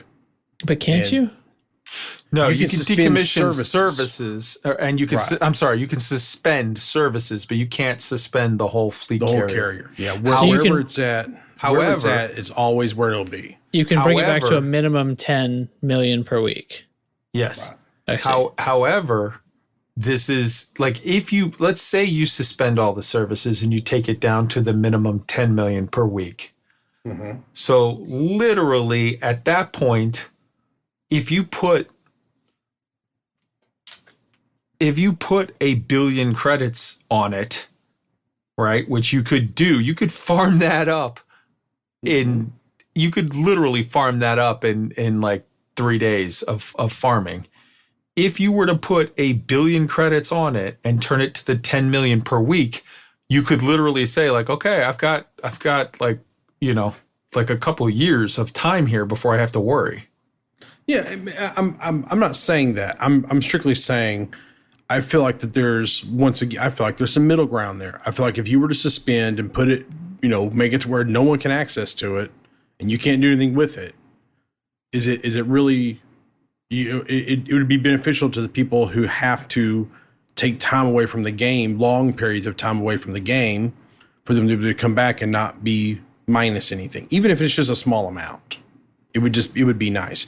Now you could also argue, well, just go decom your carrier then, or don't buy one, and it's not for you. And again, I want to reiterate, this is a small thing. I get it. If I'm going through and going to critique it, this is a 9.8 out of 10 is what I'm talking about here. I'm happy with 9.8 things. Like everything is perfect except for the cartographic thing. That's a miss. The nomenclature thing is a miss, and I would like the ability to suspend because. Sorry, go ahead. I do know someone who is in the military who does play this game, and it's very possible that if we were to ever enter a warlike state, he would have to be overseas for long periods of time and may not have access to the internet. And if that happens, it would suck for him to be missing millions of credits just because he couldn't do anything with it. So I've been on deployment on multiple situations, and number one, a lot of time we had our own Wi-Fi and we had our own stuff in the barracks. And number two, at the very least, you always have access to a USO where they have computers where you can make phone calls back home and you can do whatever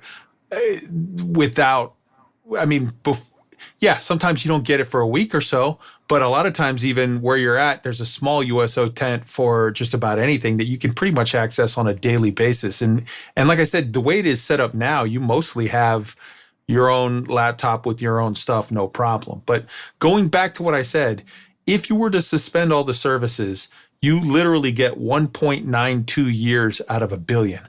I've never gone on a deployment where I didn't know at least a day beforehand that I was being deployed. And I've been in some weird situations. So the fact of the matter is if let's say you're a member of the SOCOM community and you think that you might have some weird shit coming up. All right, well, man up. Don't be a pussy. Get your shit done. Go out there, earn some stuff, throw $2 billion in the bank, and you're now good for the next 4 years. And like I said, it's one of those things where if I'm going to critique it, that is a critique. But it's one of those things where it's a small thing, not a real big deal. Yeah. And we're talking about it like it's a huge deal. It's not a big deal. Nope, So what's the process like to decommission it? So what penalty would I like? Let's presume I load the thing up with services and then I decide I want to go on an expedition and I don't want to own it anymore. How much of a penalty am I looking at to decommission and sell the thing off? So first off, in order to decommission, in order to return the services, you're going to want to go back to a system with the dry dock so that you have those carrier administration services available. You can choose to decommission, I think, from anywhere, but I don't get to sell the services for money if I don't go to that. Taking the services back, the services back go through the carrier administration systems. But keep in mind that now they didn't say that this is the case for if the carrier gets repoed, but what they did say was, and they further clarified more than just what was in the original thing. They said that if you get to the point where your carrier gets to like a zero balance, then they're going to suspend some of the services because you can't afford to pay for them anymore. But then at a certain point, they would allow for several more weeks of debt to build up. I think it was something like a month or something of debt to build up before it got to past a point where they would give you a warning. And when they gave you a warning, they would give you a notice and you would have 1 week to then clear up your balance or to at least get it above the warning number. And if you did not do that, then your ship would be decommissioned in place, which means that your carrier is gone, but people could still, it would just be parked there and almost like a ghost ship and waiting for people to get all their stuff off of it. And people could choose to transfer their stuff off of it for free. That week warning, yeah. They didn't say specifically what you get back at that point. If you voluntarily choose to decommission your fleet carrier, you get a refund value.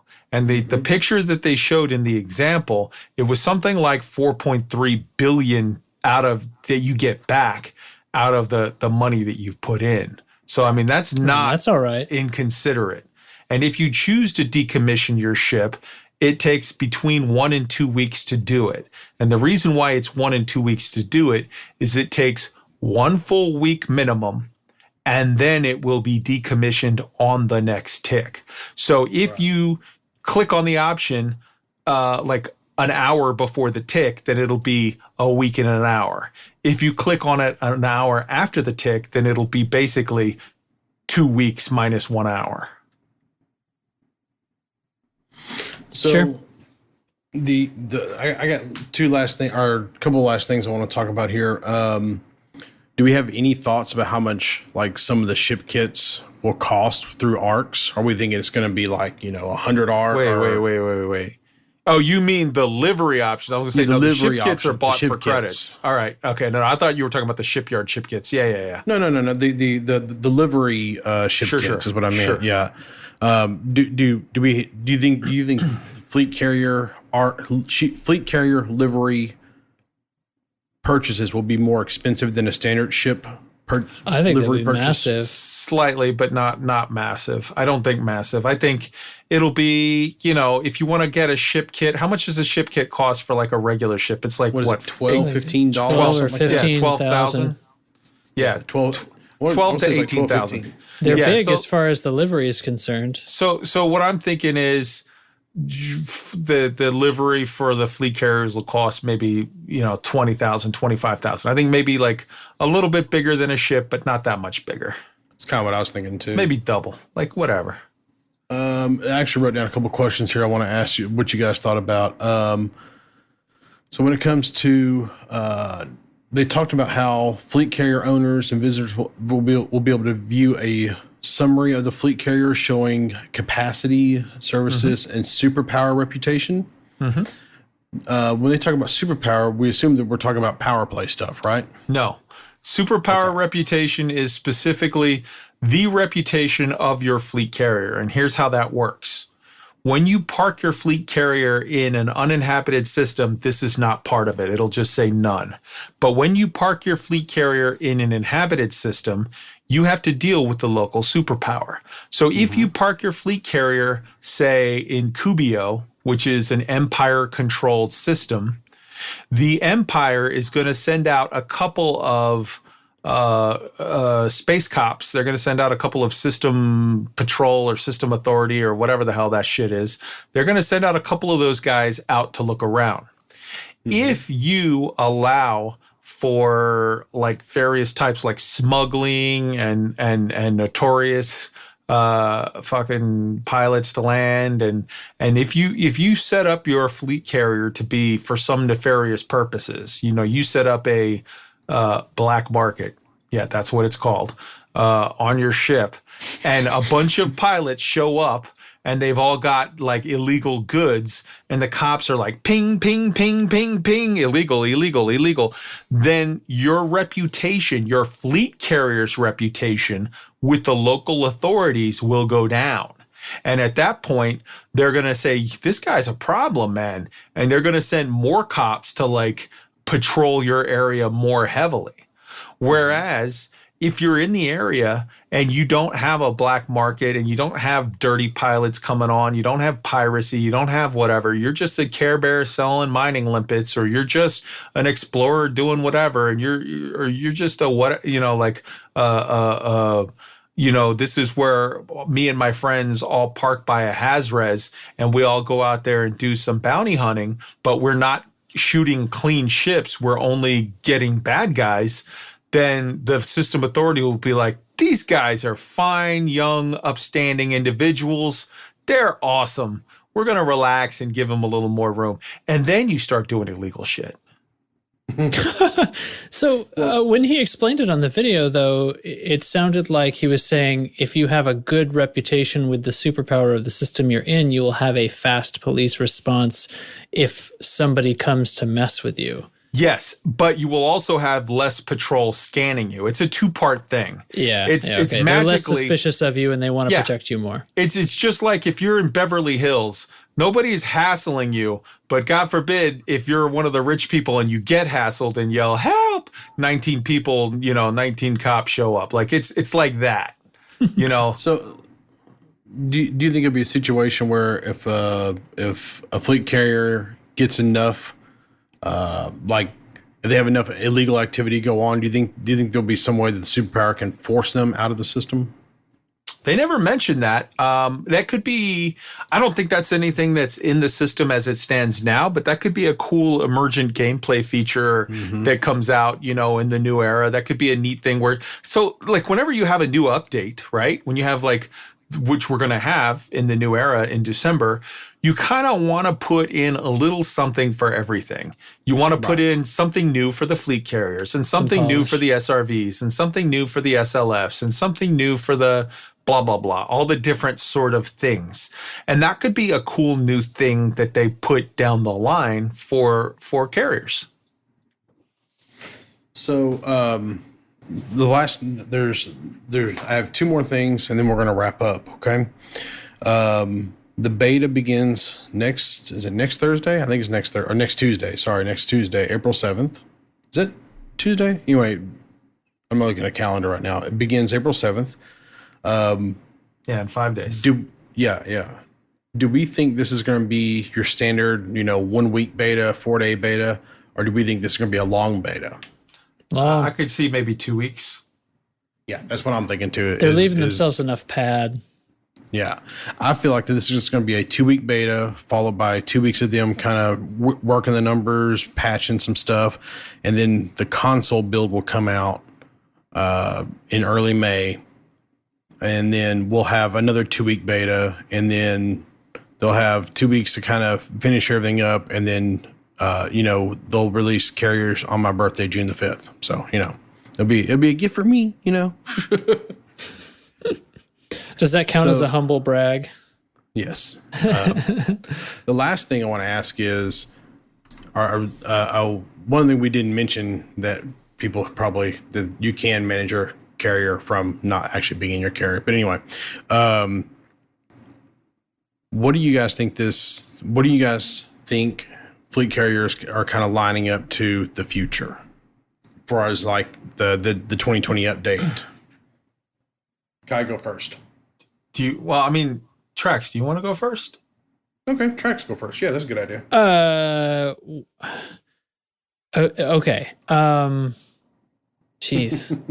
I'll go first if you don't want to. I just wanted to offer. I still hesitate to speculate further than this stuff just because I don't concentrate that far on it in my mind. Like I would love to see thing A, thing B, thing C added to the game, but I don't really want to make myself be disappointed if I don't get exactly that and become one of those salty people.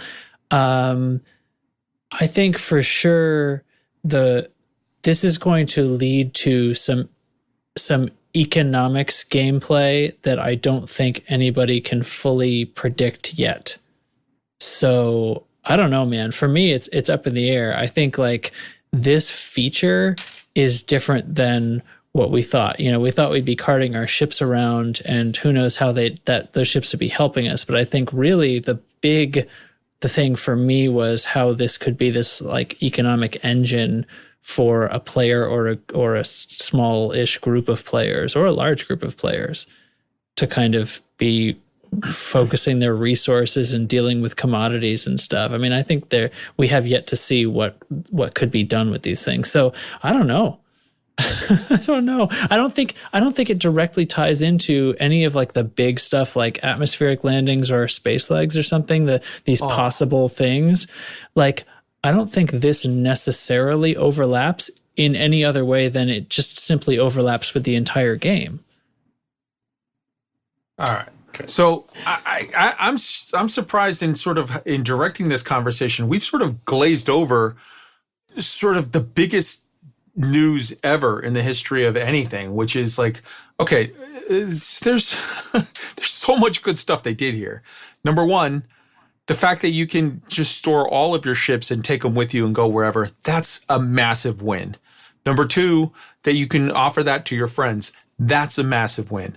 Number three, all of the work they did in this new cool UI interface for when you land and you repair, everything is just at an icon. You see all of the stuff and there's a one button to repair and do all the stuff. That's a massive win. I wish to God that they put that into the main starports, because that's so much better and so much more easier than all of the nested things of you got to click on 8 buttons to get to fucking reload your limpets. This, you just click on one thing and boom, it brings it right up. That's amazing. And I'm building up to it. I'm saving the best for last. The redemption officer, yes, it's stupid that it doesn't have universal cartographics. Fix that, please. But the fact that you have one spot that is basically the version, the interstellar factor, but for vouchers, the good version of that, where you can just cash in everything with one click of a button. That is amazeballs. That is awesome. That is good. The fact now we get to the big boys. All right. Player storage for the first time in anything in this game is beyond massive. That's fucking incredible. And I've been telling everybody this was coming, and everybody's saying, you're a dreamer, you're a white knight, there's no way, you don't know, kid, just wait. Okay, it's here. There you go. Suck on that.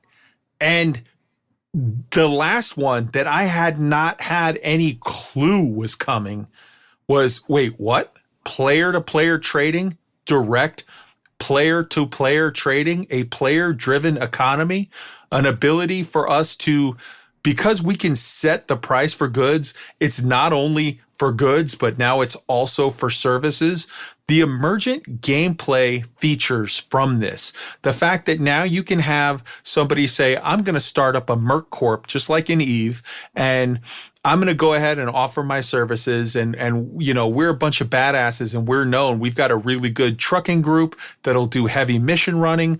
We'll bounty hunt, and we'll also go in. And if you're in a situation where you're being set upon by a larger group and they decide they want to invade your territory, you can hire my group, and me and my 15 guys are going to come in there.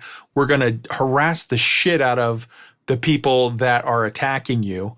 We're going to totally, you know, have our group run missions and do stuff, and we're going to balance it in your favor. And then I'm going to show up at your fleet carrier a week later, and I'm going to sell you 1 ton of bio-waste for 10 billion credits. The fact, and that's not illegal. That's not against the EULA. That's not pay to win. That is literally you as a player using in-game market to buy in-game services. That is completely kosher and awesome as all hell. It's just the fact that as an explorer, I can find an Earth-like world with a ring on it and say, hey, I've got the first discovery on this, but I've also got the location written down. I contact some people on a market, like let's say there's a website or whatever, and people, or on Inara or on, whatever, on Twitter, and I post on there, who wants to buy an Earth-like world with a ring that you can get the first map credit on it, and then you can map that.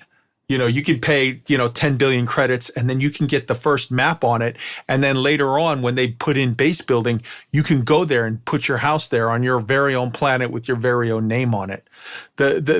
Or other services that like we haven't even thought. What about if you're the Buckyball race group and you say, hey, whoever gets the win on this race, this next race or whatever, is going to get a 5 billion credit prize pool. Like this just opens up so many opportunities. And the other thing that I want to see with this, remember when Souverine was telling us the awesome story about how cool Colonia was before Frontier came in and brought in factions and just kind of shit on it? Imagine you, me, Trax, Chigs, Dubs, Data, PB Junkie, Damien, Rotor Geek, Patches, a group of us take and say, screw it, we're going 40,000 light years that way. We find a system or a series of systems and we put a bunch of fleet carriers there, and then we just hang out and start our own communist collective or whatever the hell it is you want to call it. I'm not down with communism, but like whatever, we start our own little explorers country. And literally, like that's our little system out there, and we're just out completely on our own, off the grid, self-sufficient. There's so much with this. It's so awesome. I think I misunderstood the question. But okay, but in the context of what does this mean going into the forward? Okay, so there's two big rumors of what's coming. Number one is first-person shooter with Thargoids. The only way that you have first-person shooter with Thargoids as if the Thargoid story progresses from here, which means either A, there's some version of Burn the Bubble because they attack, in which case the fleet carriers are our ability to set up the resistance and mankind fighting to get it back.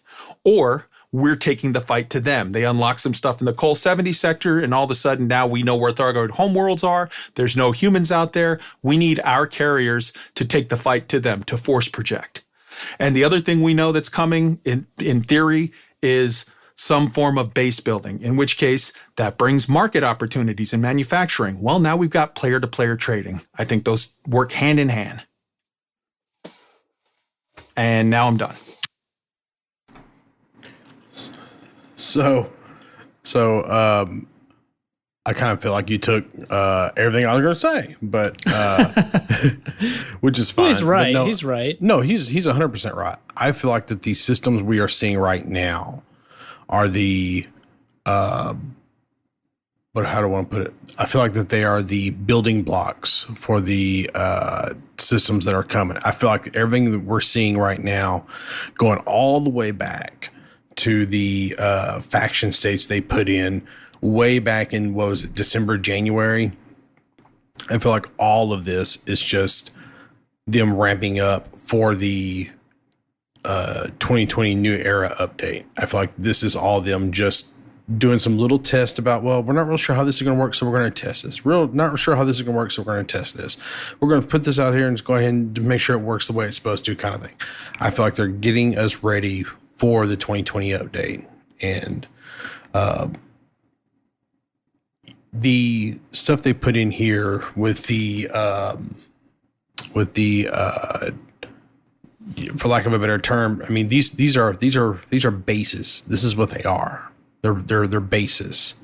And for them to have all the systems they have in place, these are just preludes toward the future is all it is. And I completely agree. I completely agree with you, Kai. We did kind of gloss over it a little bit, but I'm sorry. I didn't mean to put it that way. It's just there's so much that it's easy to. No, the reason why I was glossing over because I was trying to save Rabbit, and I didn't want to have to watch that video. So, well, I mean, other than the fact that he was wrong about storage and player markets, everything that he said with regard to that, his statement was correct. Right.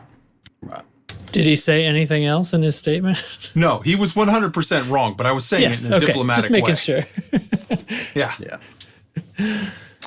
But What? Yeah. Of all of those things, Ty, what excites you? The idea of like that we could set up our own little Colonia 2.0 and really be self-sufficient, or the mercenary possibilities, or the market tying into production, or the force projection versus Thargoids, or, you know, just the general freedom of storage. What of all of that is like most exciting to you?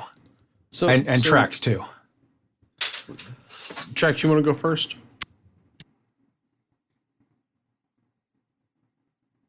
Do we lose Trax? Oh, sorry. I pushed my mic mute. Apparently, I already had it off. I pushed it the wrong way.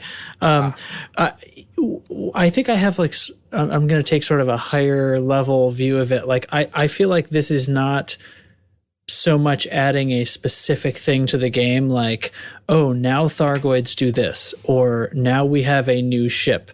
This is adding a process with which we can make more game.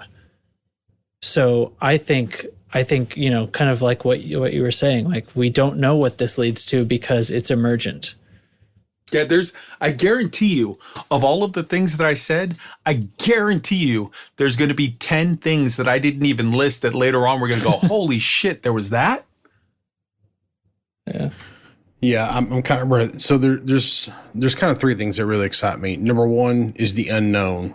There's probably ways to use these things that we don't know about, that someone has not thought about, that someone's going to think of is going to be amazing, or there's going to be a feature that we don't know about. They haven't told us yet.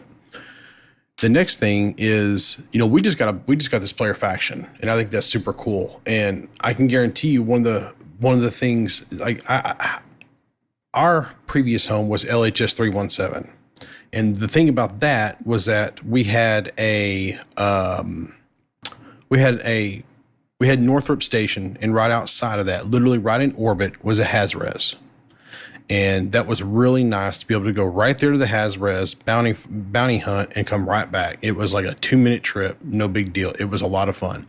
We don't have that in Ross 310. We have 2 Hazreses, but we don't have that. So I can foresee me parking my fleet carrier out of the orbit of the Hazreses to where it's a 2-minute trip again.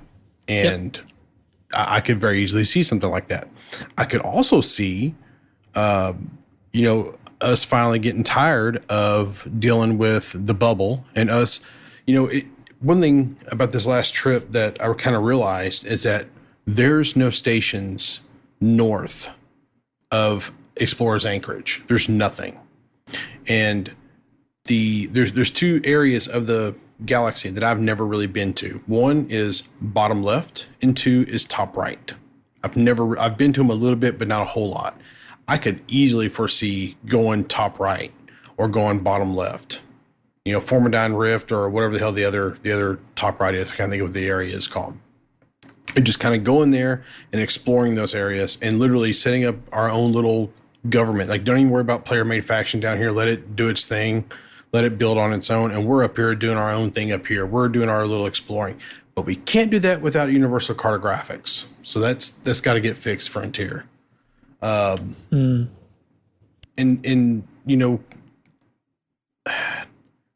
the player storage, that's cool. The player economy, that's cool. I've heard a lot how people say they won't do it. They won't do it. Well, they did it. It's done. But eat it, suckers. But what I'll also say to that is, we don't know how this will end up shaking out in the long run. And the player economy that they've done is kind of how they've done a lot of things. They've kind of done it a little bit half measure, because, the player economy will probably only really be toe dipped by people who have a lot more money than just a starting player. And maybe that's okay. Maybe that's a good way for them to test some things or see if things are going to work or how they want to do it. I don't know. I'm not an economist. I can't speak to that. But I will say that they hit it out of the park with these things. I'm very happy with them. And there's a couple things I would like changed, but I'm really happy with our results so far. And we've been talking about this for 2 hours, and I feel like we could talk for 4 hours, but I feel like we should go ahead and probably wrap it up unless y'all had any last thing, closing remarks y'all wanted to mention. So 2 things real quick. Number 1, both of you. I was saying with the Brucey bonus, with what Bruce Garrido said a couple weeks ago, I was saying like, no, man, this is legit. This is real. And everybody was telling me, you're full of shit. You're wrong. You fell for it. Ha, ha, ha. This is how they always, whatever. You're a white knight. I think, gentlemen, is it not absolutely 100% clear that the Brucey bonus is real? Like that shit 100%. It more than lived up to that's what he was talking about. Yeah, for sure. Absolutely. Yeah. So number 1, there's that. And then number 2, we cannot end this recording without everybody on a scale of 1 to 10. What are rate fleet carriers? Because we picked apart some stuff. I'll go first if you want, but I'll go last. I don't care. Huh? But it's not really out. I don't know. So you're reserving until you see more. I am quite excited, and I was reserving my excitement. I am quite excited, and I like this level of market because I think you guys know, like I said, I was nervous about an extensive player-to-player economy. And so I think this is a very good level that I think could be really cool and doesn't worry me. So you think that this exceeded your expectation level? Oh, yes. This definitely exceeded my admittedly meager expectations, but I am quite excited by it. All right, Ty, 1 to 10. What score do you give fleet carriers? So I'm going to do this in 3 stages like I always do. Right now, initial look, all the data we've had to look at. Of course, we haven't had it very long, but all the data we've had to look at it, I'm going to give them, I think my number from earlier is accurate, 9.8. I'm very excited about them. I feel like they really did a good job. A couple things are irritating, but I hope they get fixed. Next week, we'll know more when we get in the beta, and we'll actually see how they work. Now, here's what I'll say about this. Going back to, this kind of goes back to what I was saying months ago about space legs and stuff. There's no fucking way we're going to be able to walk around our fleet carrier. 100% disagree. 100% disagree. I disagree as well. I think when we get space legs, if we get space legs, then when we get space legs, you will find that the fleet carrier, just like the station, just like landing stations, whatever, starports, they will all have a series of sets, and your fleet carrier will have a bridge set. It'll have like a crew lounge set. It'll have an engineering set, and it'll have like a hangar, ship hangar set, and a couple other sets. Just like starports will have the same thing, whatever. So you're saying not every nook and cranny, but no, obviously not. Not every nook and cranny. Right. Not every nook and cranny of your ship. Not every nook and cranny of a starport. Not every nook and cranny of a land base. Not every nook and cranny of a fleet carrier. But each of those things, every one of those things that I just described, will have a number of set pieces in which you can move around and interact and do stuff. But you see, this is exactly what I'm saying. That's what I don't want. I don't want half measure. I don't want, like, I can handle starports and fleet carriers not be able to be fully accessed, but your ship should be able to be fully accessible. With respect, I'm going to answer this. If you're saying, I don't want half measures, go full out. Okay, cool. Enjoy Star Citizen. It'll be out in 15 more years. Like, you got to accept some things that, I hear you. I do. I hear you. I'm just, I want more. I want more. All right. But so I can hope, can't I? My rating on fleet carriers is they are a 9.5.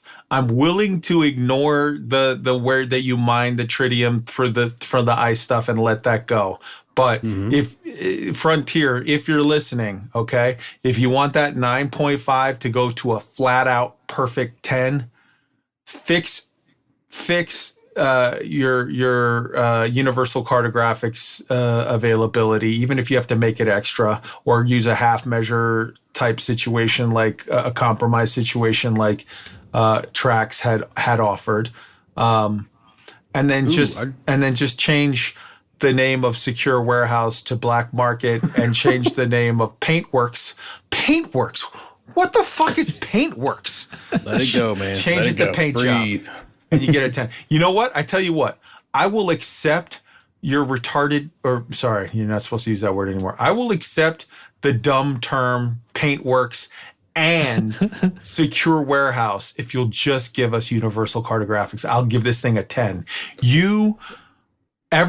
Like the thing that you were teasing was, sort of by implication was, hey, storage. What about storage? They're big. They could probably hold a lot of stuff. You came through with that, and then you over-delivered with Player Market. And bravo, you guys are awesome. Much love. So I just had one quick thing, and then we're gonna wrap it up here. I just had a thought. What if they made it to where when you turned in exploration data at your fleet carrier, if it was a first discovery that someone else also had the first discovery of, you got dual credit. Kind of how if you first discover something, if you're in a wing, it puts both your names on it. What? I'd be okay with that. I don't understand that. So in my mind, like one of the big pushbacks to having a fleet carrier out where you can turn in data is, well, then you're turning in exploration data and you're beating people back who don't have fleet carriers back to the bubble to turn them in. So therefore you would have a lead on getting credit for exploration data. Well, the way you could get around that, first of all, there's 400 billion star systems, but second of all, the way you could get around that, and we've only explored like 0.02% or some shit. But anyway, the way you get around that is if you put dual credit on a star, like they know who scanned star system. You're getting more complicated than you need to, and you're adding in weird shit that doesn't make sense. As far that's not necessary. The advantage only has to be safety, and it becomes a usable game mechanic. It doesn't have to be speed, because I agree. Like the game of mapping the planet being the first discovery and then making it back to sell it, the fleet carrier would be a massive purchased advantage, and it's arguable whether that would be acceptable within the game. But if the fleet carrier could just store your data for the sake of safety and you still have to make it back and sell it somewhere else, I think that makes it viable. And in addition to that, there's a fact of the matter is there's just, life's not fair. Deal with it. Suck it up, Buttercup. The fact of the matter is if we're going to say who's going to be the first to step foot on Mars, Elon Musk with his billions of dollars, or me, some half broke old Marine who's doesn't even have 300 grand in his bank account. Yeah, Elon Musk has the advantage. Elon Musk has the advantage. He being a billionaire, putting all that money in there gets you the advantage. Like, suck it up, deal with it. If you don't like it, buy your own. Well, it's just, idea. I think that's where we're going to end it right there, guys. I can't think of anything else we need to go over. Can y'all? Not I. Oh, man. Good stuff. Right. Yeah. This has been a lot of fun talking about this, and I can't wait to play with them next Tuesday. I can't wait. I'm going to be in the friggin' beta the whole time. So just out of curiosity, how does everybody here feel about the conditions for Rabbit's situation? Is there any question about that at all? No, I don't think he's going to do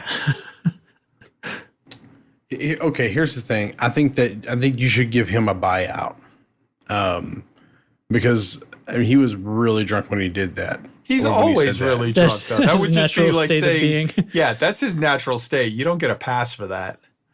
But I think you should give him a buyout. And what I mean by a buyout is like, what if he sent you like some high quality liquor from overseas or something? No, I'm good. I don't need any liquor. I will say this. All right. I will say this, just to be nice to Rabbit. We can work out some arrangement where he doesn't have to go all the way hold out. on. It's not just Rabbit. You're gonna be nice. It's gonna be Rabbit to everyone else who has to see the video. Nobody has to see the video. All right, we got to wrap this up. Yeah, we got to. We've been talking for forever. Yeah. Check us. You can always reach us at loosescrewsed.com, loosescrewsquestions@gmail.com. Yes. Real quick, there is a hour and a half long frame by frame breakdown on Elite Week this week. So check it out at tinyurl.com/Elite Week 3306. I think it's 3306. Yeah, 3306. You're right. Yep. And then and if you have anything, you could also hit me up at Kai19103. But check out that video. I put a lot into it to really, really sort of go frame by frame and catch everything.